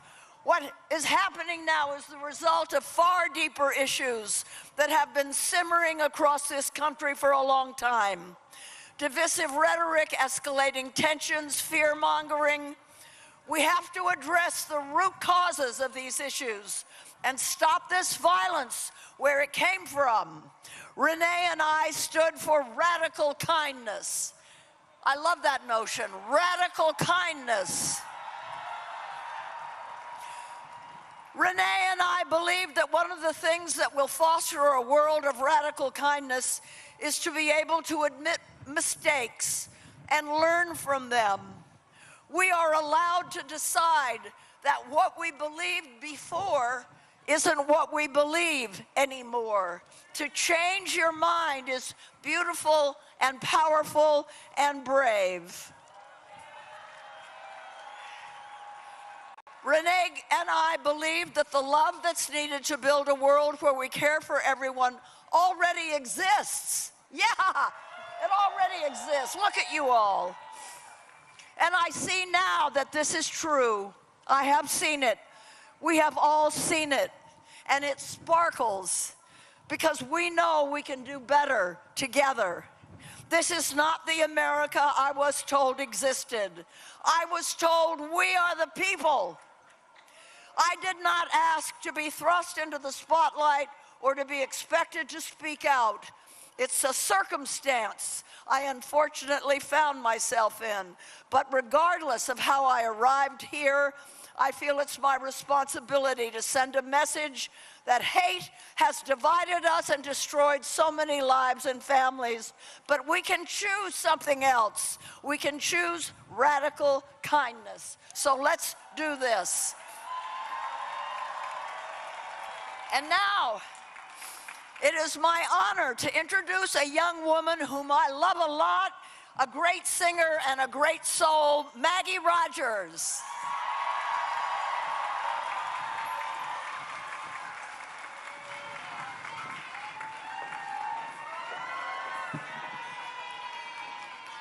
What's going on, Minnesota? I have been so inspired by the resilience and the fortitude that has been coming out of this state. So much love in the face of evil and hate. And the best way that I know how to give a little bit of love back to this city that has been such a beacon of it is to sing a song.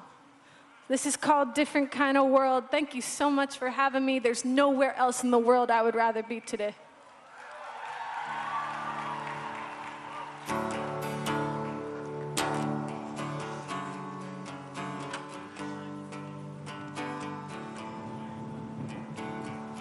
One more song, I'll sing a song and make it a song for peace. Though we all may carry on, may we do so decently. My hands are shaking, palms are sweating, thinking about the state of the world. But when we're riding all together, it's a different kind of world. One more song, I'll write a song and know that it's for you.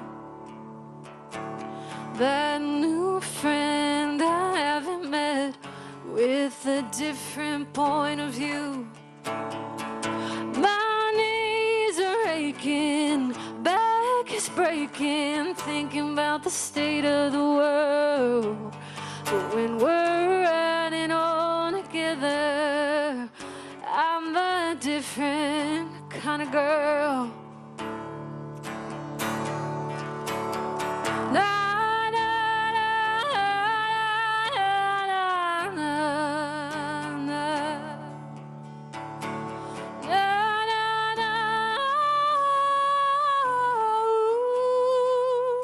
Ooh, ooh,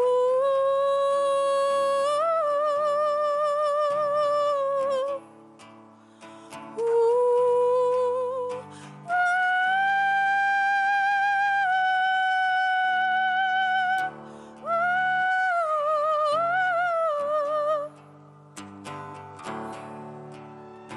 when we're riding all together, it's a different.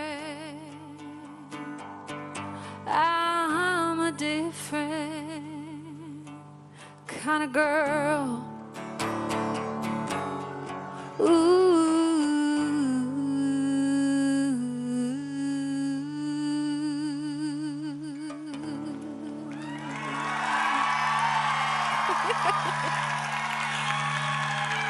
It's my honor to introduce to you a good friend of mine who's also one of my heroes. Please welcome the great Joan Baez to the stage.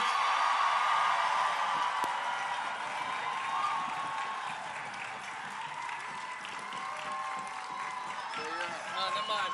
I'm done. Here we are. Come over here. Are we going here? All right. Just gonna be moaning a tiny thing, and then I'll come and sing with you. Thank you, Maggie. I'm honored to be standing in resistance with all of you today, on this stage, in this city, at this moment. For those of us who believe in the power of nonviolent resistance, and those of you who didn't, you have shown the way with your courage, determination, and decency. Thank you, Minneapolis.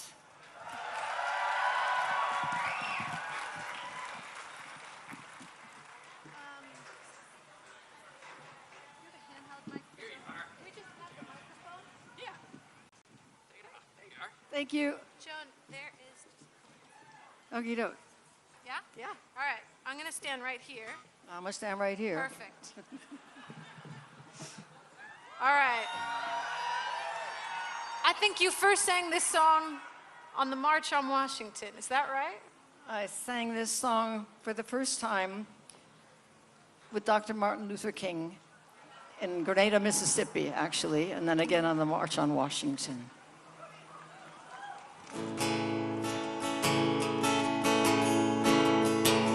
Come gather round, people, wherever you roam, and accept that the waters around you have grown, and accept it soon you'll be drenched to the bone.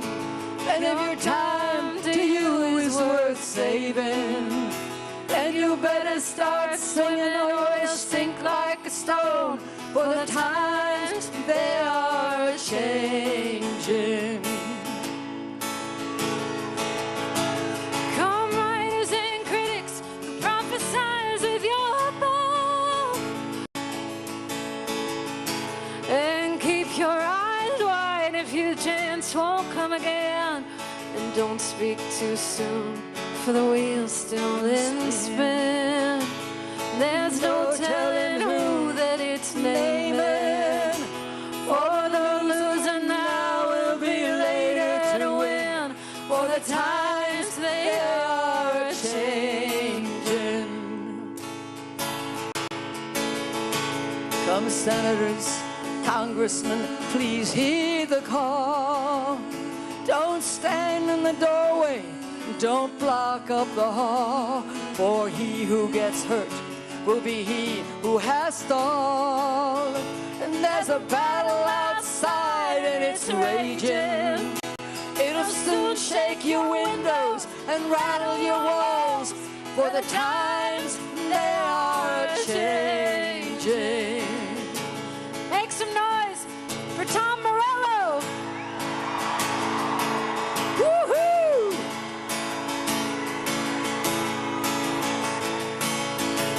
Come, mothers and fathers throughout the land, and don't criticize what you don't understand. Minneapolis, Minnesota is beyond your command. Your old road is rapidly aging, so get the fuck out the way if you can't lend a hand. For the times they are a-changing. The line it is drawn, the curse it is cast. The slower now will later be fast, as the present now will later be past. The order is rapidly fading. Get first one now will later be last, and the times they are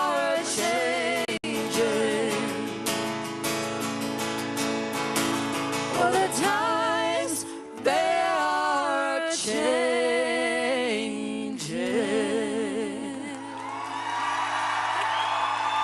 Thank you, Minneapolis. You're an inspiration to the nation. Thank you, Tom Morello.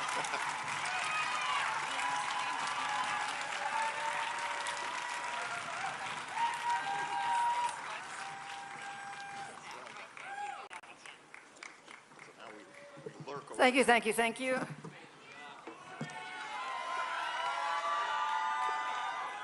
To the next song, I sang this with Dr. King in Montgomery, Alabama, 60 years ago. I'm deeply moved to sing it here today with two groups you all know. They were born on the streets of this city and stood through the freezing winter with you and are standing still, are showing up and still standing and playing the Brass Solidarity Band.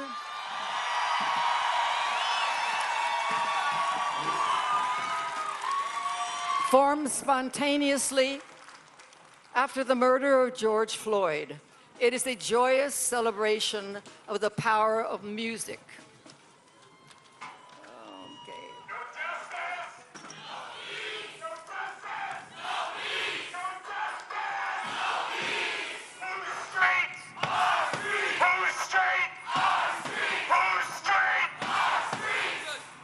And the Singing Resistance is a group of folks from across Minnesota who simply could not be silent about injustice and the attacks on their communities, and they came together, their voices raised in a chorus of people's power. I'm proud to be with you all here today. And now, please join us. You all here? Oh, wonderful. Okay, to this next song.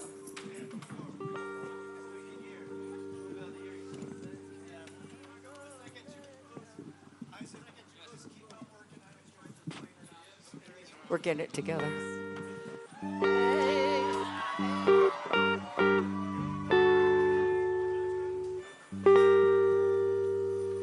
Ain't gonna let nobody turn me around, turn me around, turn me around. Ain't gonna let nobody turn me around. And keep on walking and keep on talking, marching up to freedom land. Ain't gonna let discrimination turn me around, no.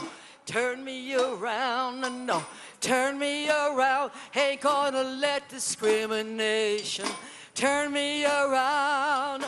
Keep on walking and keep on talking, marching up to freedom land. No kings ain't gonna let no kings Turn me around, turn me around, turn me around. Ain't gonna let no kings Turn me around. I'm gonna keep on walking, keep on talking, gonna you well. Injustice ain't gonna let injustice turn me around, turn me around. Injustice, oh, I'm gonna let injustice turn me around. I'm gonna keep on walking, keep on talking, watching up through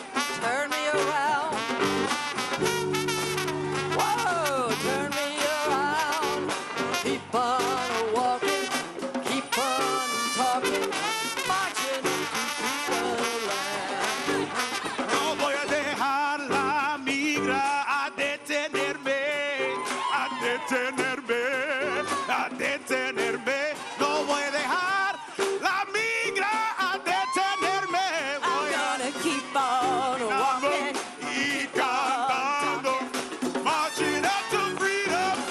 Nobody ain't gonna let nobody turn me around. Turn me around. Turn me around. Nobody turn me around. I'm gonna keep on. I'm gonna keep on. Hey, marching up to freedom. Hey. Nobody ain't gonna let nobody.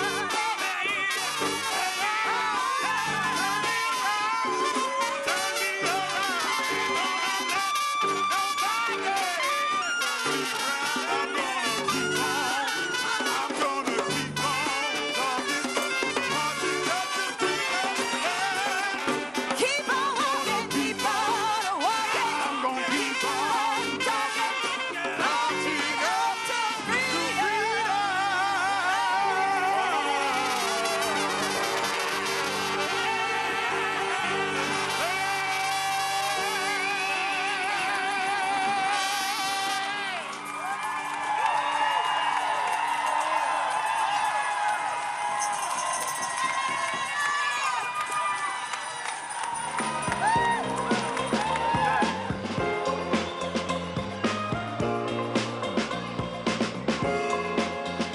And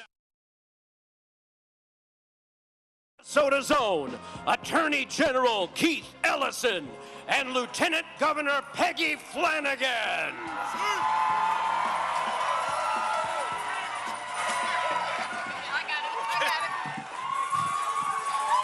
Oh, Minnesota! I'm so grateful to see all of you. Bonjour. Peggy Flanagan and Dishnakaz, Gijuebada McCoy Indigo, Guabaga and Cogdendun Jaba, Mayenga Nodame. My name is Peggy Flanagan. My Ojibwe name is Speaks in a Loud and Clear Voice Woman. I'm a member of the White Earth Nation, and my family is the Wolf Clan. And the role of our clan is to ensure that we leave no one behind. And that's one of the reasons why I am so proud to be a Minnesotan.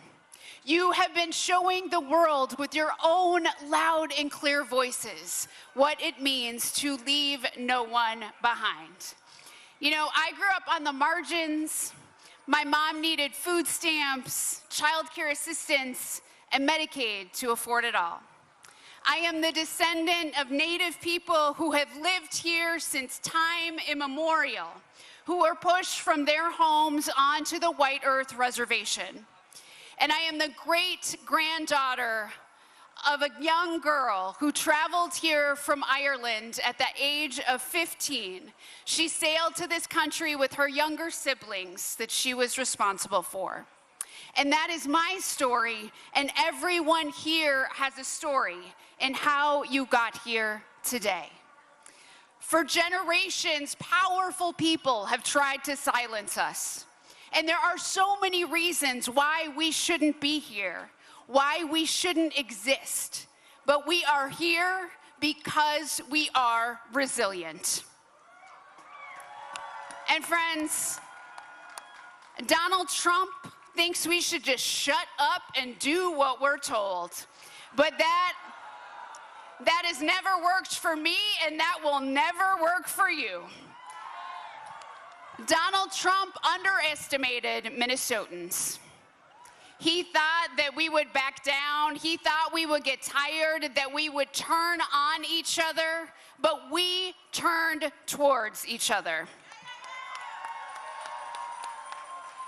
He underestimated the power of educators, servers, construction workers, nurses, poets, and moms, and people working together.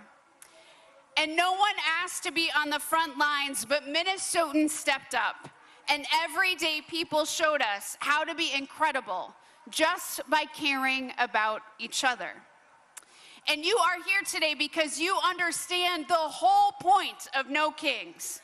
When federal agents kill our neighbors in the streets, when cowards vote to steal health care and food off the table, and billionaires rip off everyday people and wannabe dictators start illegal wars, we will not be silent. This mass of humanity, of community, this movement in front of me shows the world that we are not powerless. Friends, we are the power, and we've decided that we will help our neighbor and we will welcome the stranger. This movement is for everybody who knows that this president has gone too far. Because if you come for one of us, you come for all of us. And Minnesotans, we are carrying a lot right now. Grief, anger, the weight of what has been done to our communities, done to our children, to our babies, and the heaviness of the lives that have been taken. Renee Good should be alive. Alex Preddy should be alive. We say their names, we honor their memories, and we turn our grief into action. Because the work is not done and the crisis is not over. And some of us will never be whole again. But here's the deal, friends. We all know that famous quote from Senator Paul Wellstone, which is, and say it with me, we all do better when we all do better. It is the unofficial slogan of Minnesota. But my favorite quote from Paul Wellstone is, sometimes you gotta pick a fight to win one. Because there are some fights that are worth picking. And for me, my purpose is clear. No matter what I do from here on out, I am fighting to avenge Minnesota. I am fighting to bring justice to our people. Because with this president, there's always plenty of money for ICE, for bombs, and for the oligarchs, just not for you. But they awakened in Minnesota a power that doesn't even exist in Washington, D.C. It exists within each one of us. We're fighting for a future where one job is enough to afford the lives people want to live. We are fighting for where healthcare is a human right, not something that puts you into debt. Where everyone is treated with dignity, no matter who you are or where you come from or what you look like. Where the Constitution still matters, where we don't strip due process away from our immigrant neighbors. And we know that it takes all of us. I am grateful for the work of Senators Klobuchar and Smith for what they have done to push back, and for the work that every person here has done every single day to show the way. And let me close by telling you about my church in North Minneapolis. It is a beautiful parish that looks like Minnesota. It's been pretty empty these last few months because people have been afraid to leave their homes. They've been afraid to worship. But last Sunday, the pews were full. Kids were laughing and crying and singing even when it wasn't time to sing. It was a wonderful, beautiful noise. It was the song of resilience, because we are still here. And I want you to feel that resiliency in your bones. I want you to take a minute and I want you to look at each other. Like, really look at each other. Because we deserve better. We have everything we need to build the future that we want.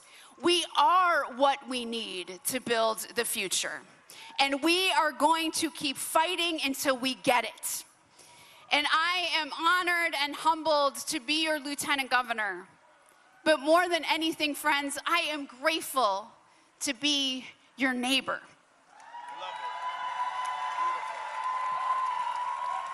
And I love you, Minnesota. I love us. Gitchimigwich. Thank you so much. And I'm going to hand it over to my brother, Attorney General Keith Ellison. You always make me so proud. Hey, Minnesota, let me hear you. You know, brothers and sisters, last time I was here with you, right here, was June 14th. And it was hot outside. And earlier that morning, we had lost our beloved sister, Melissa Hortman, and her husband, Mark. And I just want to let you know that that loss has remained with me. I'm sure it's remained with you. And at this time, we also have to remember Renee Good, Alex Preddy, but I want you to keep in your heart and your prayers Victor Manuel Diaz, who died in custody. I want you to think about Liam Conejo Ramos. I want you to think about a young man named Julio Sosa Solis, who did not die but was shot. And I want you to think about all of us and the price that we paid in order to kick ISIS ass out of our state. And the lesson is very simple, friends. Freedom ain't free, and some of us have to pay the dearest cost for the sake of freedom. And we don't want them to pay it. We wish they would never have to pay it, but you can only get rid of tyrants, and you can only defeat tyranny if your love of freedom is so great that you will risk what you have to for your neighbors. That is what it is to me, a free society. That's what it means to live free, to be willing to go to the mat, go to the wall for the people you love and care about. But I want you to know, as your Minnesota Attorney General, that justice is not optional. Accountability is coming. And the names of our neighbors and loved ones will never be forgotten. You might have noticed that me and Moriarty had to file a lawsuit last week. We're suing the federal government to make sure they give us the rest of the damn file. We're not going to let them hang on to the file, say they're not going to investigate, and that's it. It ain't it by a far sight. And I want you to know that we will never back down, that we will never quit. You know, friends, I was in Alabama on March 7th with about 100 other Minnesotans, and we went down to Selma, Alabama, because in 1965, that is where inspiration lived. People of all colors and cultures came there, and they've been coming there ever since, because brave Americans stood up for the right for all Americans to vote. And by that August, we passed the Voting Rights Act, and that by that October, we passed the immigration bill that allowed people to come to America who were not from Northern Europe. Did you know that? So we call it Bloody Sunday, and people were injured, and some people like Viola Liuzzo and Reverend James Reeb didn't survive that interchange. They didn't make it. Thugs and killers and racists killed them. But we still fought for everybody to vote, right to vote, and everybody's right to come to America. And we won those rights. And now, friends, all of those rights are under attack right now. Every right we fought and won is under attack right now. And in Alabama, those people, when I told them I was from Minnesota, I proudly said, I'm from Minnesota. They all applauded. Not for me, but for you. Because in 2026, inspiration lives in Minnesota. If you If you want to stand up for justice, if you want to be inspired by the noblest and best ideals of all humanity, you got to come to Minnesota. You might have to stop and spend time at the memorial of Alex Preddy on East Street on Nicollet. You might have to go over to Portland to the memorial for our dear beloved sister Renee. But Minnesota, the world looks to you and is inspired by you because of your love and commitment for each other and this country and the principles that hold it up. You are so honored that the JFK Award for Profiles in Courage, well, you won that award. Did you know that? Now, they even nominated you for a Nobel Peace Prize, which is more than I can say for certain people I know. But the fact is that you are an inspiration. You are where people come to get inspired. And I want to just thank all of our out-of-town guests who came. Bernie, you know what I'm saying? Joan Baez, Jane Fonda, all the, Tom Morello, all these amazing labor leaders who've come here. They come here because they know where inspiration lives in 2026, and it lives right here with you.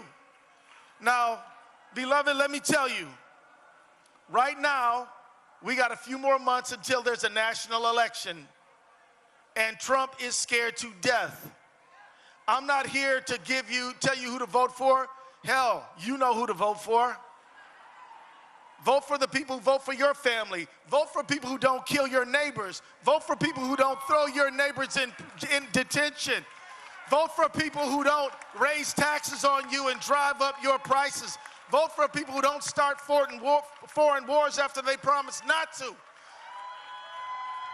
You know what to do, but what you got to do is to do it. We've got to have the largest turnout the history this state has ever known. And we're the #1 turnout state in the country already. But we've got to convert this great energy into electoral success. The bottom line is there's a lot of ways to push back on a tyrant. One of them is to sue him. I do it all the time, did it 57 times. Another way is to do street activism, protest, demonstration. Another one is art, but another one is voting. And please don't discount that one. That one will be important. We got, in part, we got into this mess because of an election, and we're going to help get ourselves out of it through an election. Now, let me wrap up by saying that we've got to be real clear. It wasn't just the election that got us here. It was a set of decisions made over the course of the last many decades where some leaders in both parties, my friends, did not put the working class people of America first. And we have got to say that we absolutely demand free and fair elections and will stand for them. We got to demand leaders who will stand up for our democracy. We got to demand to keep dark money out of these elections. We have got to demand that these giant companies that love to merge with each other also they can screw us out of our money get stopped. We got to stop this merger mania. We have got to demand a free and a fair economy. We've got to get collective bargaining going again. We've got to raise the minimum wage. We got to have universal single-payer health care for all, because it won't do just to get rid of one bad guy and then 4 years later get another one, because we haven't done what we needed to do to solidify shared prosperity in America. So, beloved, let me just say as I wrap up, on behalf of me and my dear sister, Peggy Flanagan, love this lady. She is the best. Give it up for Peggy, y'all. I want us to think about a new birth of freedom for this country. I want us to look past Trump and into the society that we dream about, where we have prosperity, peace for all in this time. God bless everybody.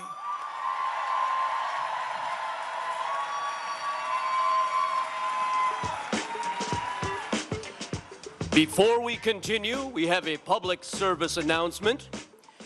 Joan Molinar If you are looking for Maureen Corlath, she is at the Lost and Found area located on Martin Luther King Boulevard. That is the street to the left of the stage as you face the Capitol. Again, Joan Molinar. If you are looking for Maureen Corlath, she is located at the Lost and Found area. And next, we have two fierce advocates serving in the Minnesota State Legislature. Please welcome Representatives Lee Finke and Shelley Buck.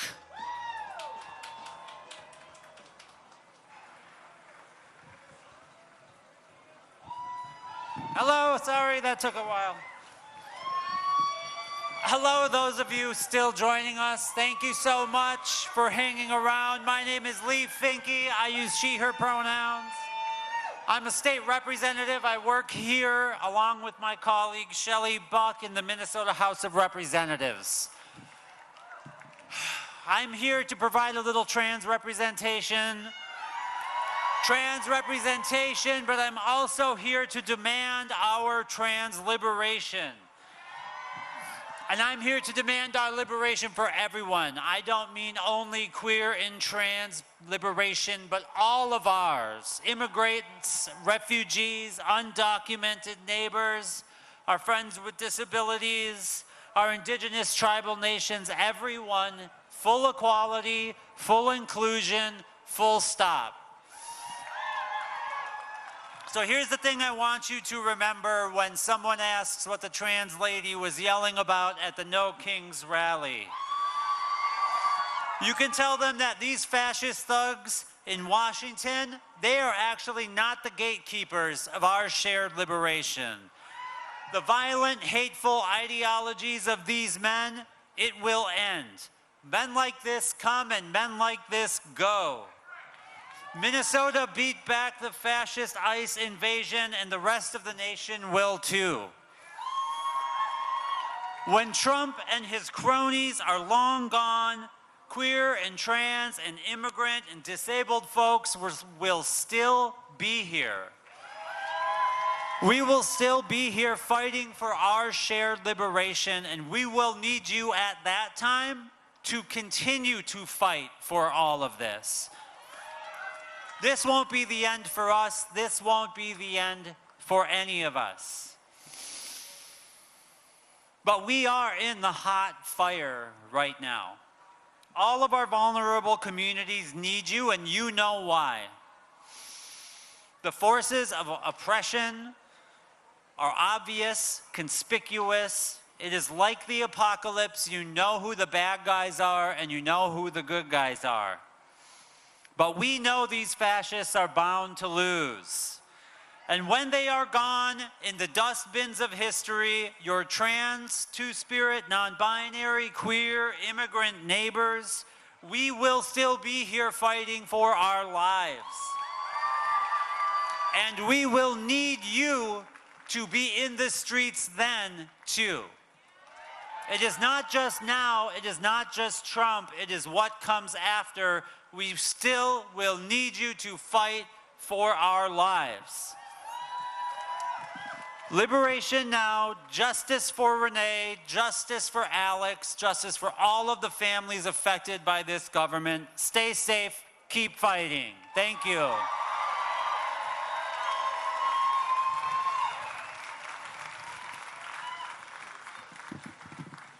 A little shorter here. Hamadako Yepi, Shante Washtea Nape Chi Japi, Shelley Bakamaki Yapie, Damakota, De Dakota Makoche. Hello, my relatives. I greet you with a good heart and handshake. My name is Shelley Buck. I am Dakota, and this is Dakota Homelands. Dakota people are some of the first stewards of this place we call Minnesota Makoche, or Minnesota. For us, it is more than a home. It is the place of our origin on this earth. Through this, we know that we are all interconnected. Our values, our hopes, and our dreams for our children and the next 7 generations. In the past, they stole our children, cut our people's hair, tried to steal the language from our tongues, and tried to convert us into one of them. Throughout a history of erasure, eradication, and state-sanctioned genocidal violence, our people did more than resist. It is because of our ancestors' insistence and endurance and their refusal to abandon the love they carried for all their relatives, whether human or non-human, that I am here before you today. White supremacy and the claws of those who embody it continue to dig into our backs. And the government, again, is stealing our people. ICE and the federal government continue to try to break our bodies, spirits, and wills, but my friends, they have failed miserably. Love, laughter, and connectedness with our land and our neighbors is powerful medicine. It feeds our souls and keeps us moving. We know that the violence of white supremacy, of discrimination and oppression are all continuances of the legacies of colonialism that remain today. Though in vastly diverse ways, we are all inheritors of these violent colonial legacies and the systems that continue to uphold them. And so the responsibility to imagine and create and work toward a more radically just present and future is a shared inheritance too. Pedamaya Yepi, thank you to all of you for being engaged in this work of justice and liberation, for all that you have done and continue to do to help ensure the legacies we hand down can guide us toward a future to be proud of. Mitakoye Owasim Pedamaya Yepi, thank you all my relatives.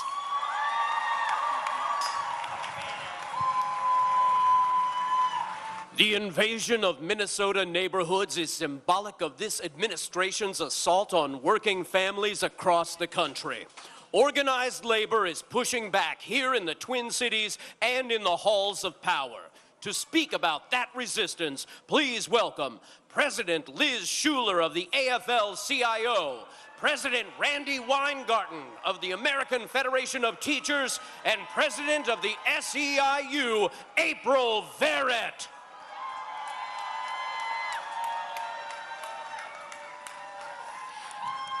Hello, Minnesota! I'm Liz Shuler, President of the AFL-CIO, America's labor unions. Do we have worker power out there today? That's what I thought.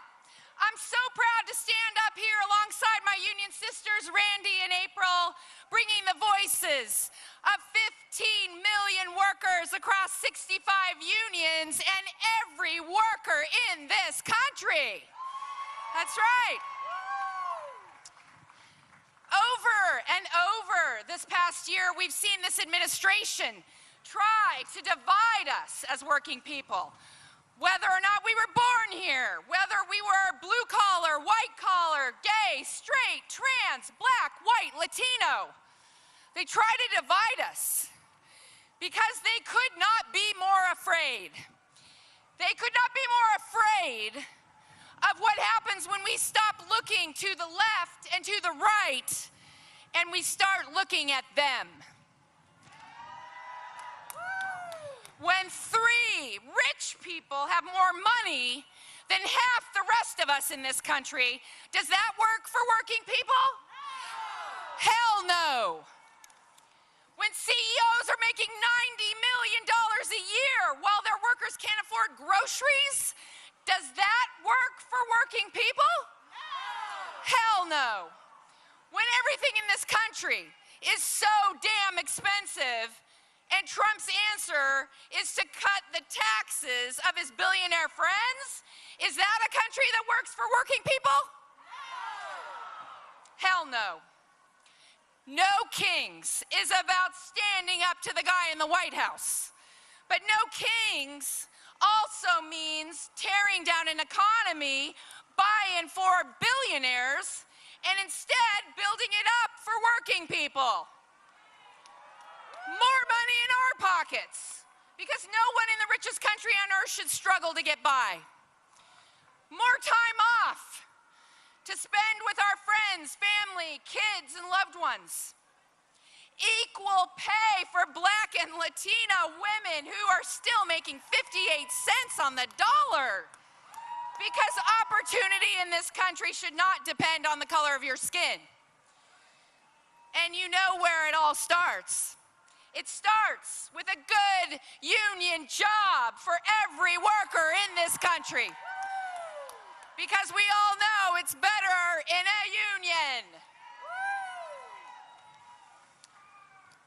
I look around and we honor those we have lost in the detention centers and in the streets. Our brothers, sisters, and siblings, they have been taken from us because they had the courage to stand up. And I want to name and honor our union brother, Alex Preddy, who stood up for democracy and his community in the streets and fought for democracy with his AFGE brothers and sisters and siblings in the workplace as a trade unionist. Every single thing we've won in this country happened because we fought for it. It happened because of days like today. This is the power. We have the power. Do we have the power? We got the power. We have the power. And now I'm so honored to introduce my union sister, president of the AFT, Randy Weingarten. Woo!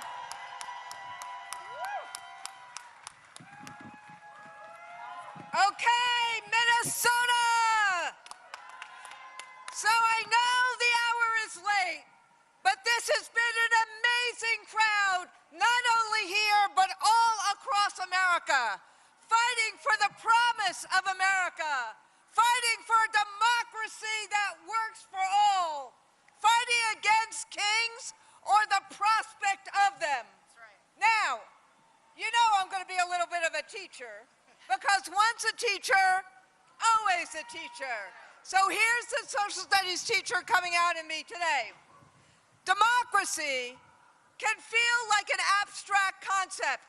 Now, not to you, because today in Minnesota, this is what democracy is like. But, why do we say no kings? Because the only way the government acts for the people, listens to the people, responds to the people, solves the people's problems, is if it is a government of the people, by the people, and for the people. That's why standing up and showing up, being in solidarity like millions of us are doing today is so important. It is the only way we can get the government to act in our interests, act in our kids' interests, act in working people's interests. It's the only way we can tackle housing costs and healthcare costs and child care costs and save our damn retirement. It's the only way we can rein in ICE and protect our students and our immigrant neighbors. The only way is if the government is for the people, not for billionaires, not for their cronies, and not for a president's self-interest. Donald Trump was elected because he claimed he wanted families to have a better, more affordable life. Instead, as so many have said on this stage today, he's made it harder.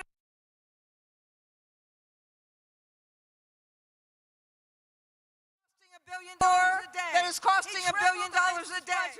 But he couldn't find enough money to extend the ACA tax credits, so how many people across America are losing health care or paying through the nose for it? He couldn't fund Medicaid, so now rural hospitals are closing. He golfed at Mar-a-Lago while people were losing SNAP. And he's attacked universities and public schools that 90% of kids in America go to. And doing all of this while Melania is trying to replace teachers with robots.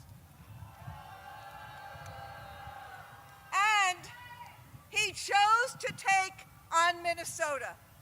But Minnesota, through this brutal winter, you showed the way. Compassion for our neighbors, courage in the face of brutality, and solidarity, because we are braver and stronger when we are together. And let me say one more thing here. Solidarity also means taking on target. As my union did this week, this means this: America's educators will shop elsewhere, not Target, for back to school because Target refuses to stand up to ICE. Donald Trump may pretend that he's not listening, but he can't ignore the millions in the streets today at more events than there are counties in America. We are a movement of many faiths and races, a movement across geography and demography. And Americans don't agree on everything, but we agree that we, the people, have to have the ultimate say, not the president, and sure as hell not a wannabe king. So as we are closing up today, let me ask you this: are you sick and tired of the lies? Are you angry about gas prices? Do you want a voice? Then no kings today and freedom tomorrow. No kings today, change the country tomorrow. No kings today, then we vote in November. We vote for a country that listens to its people, a country that acts for its people, a country that acts in hope and not fear. We vote for opportunity for all, not self-interest for some. That's what we mean when we say no kings, no crowns, no thrones. And let me introduce Emperor Verrett from the SCIU.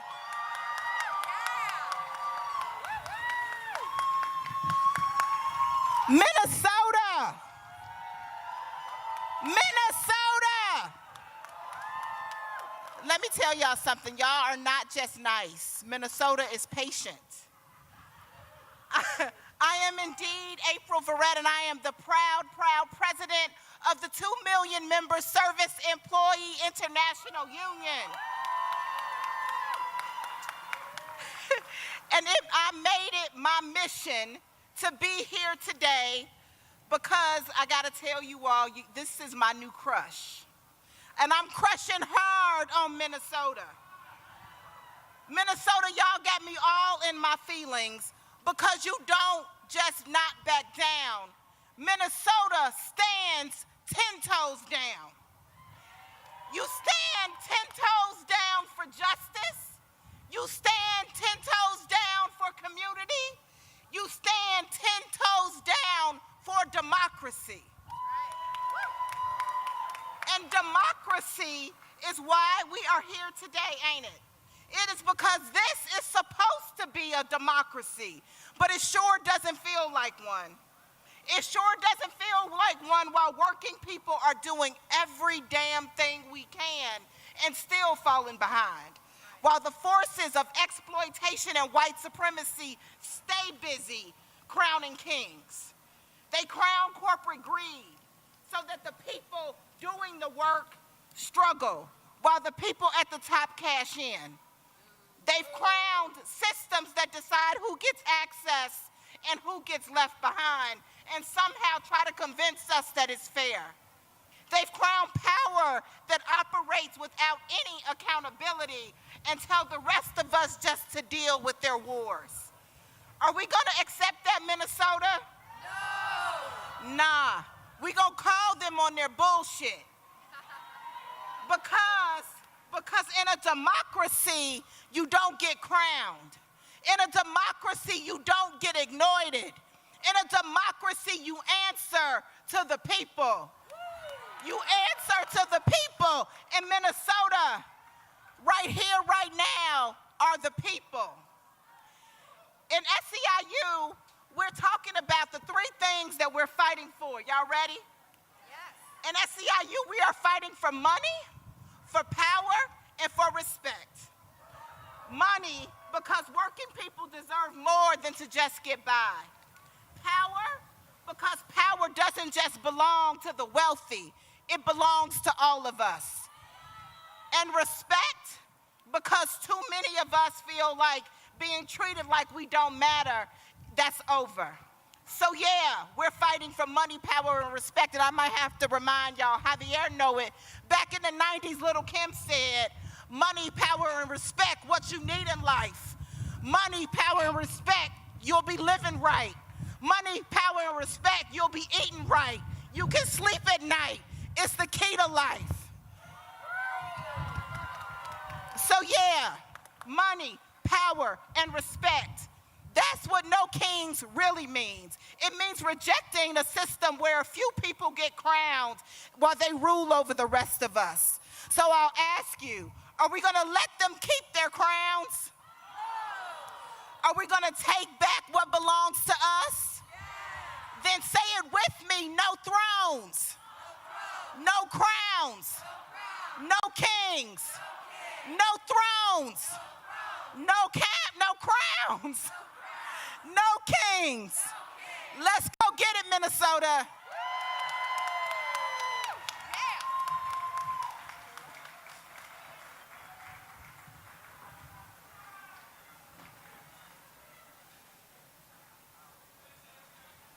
As you leave the event today, please make sure to stay on sidewalks and follow traffic laws, because roads will no longer be closed to traffic and marshals will not be escorting you back to the March kickoff sites. For those of you who need to board buses after the program, all buses will be parked in Lot Q, which is just northeast of the Capitol on Cedar Street and Sherburne Ave. Thank you for joining us.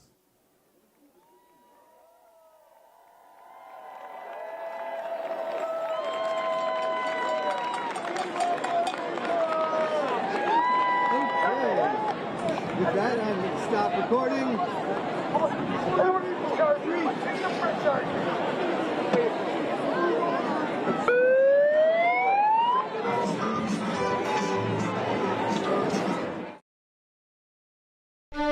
C-SPAN's Washington Journal, our live forum inviting you to discuss the latest issues in government, politics, and public policy, from Washington, D.C. to across the country. Coming up Sunday morning, we'll talk about the political fallout from the ongoing Iran conflict and other political news of the week, first with nationally syndicated radio host Eric Erickson, and then Katrina vanden Heuvel, editorial director and publisher of The Nation magazine. C-SPAN's Washington Journal. Join the conversation live at 7 Eastern Sunday morning on C-SPAN, C-SPAN Now, our free mobile app, or online at cspan.org.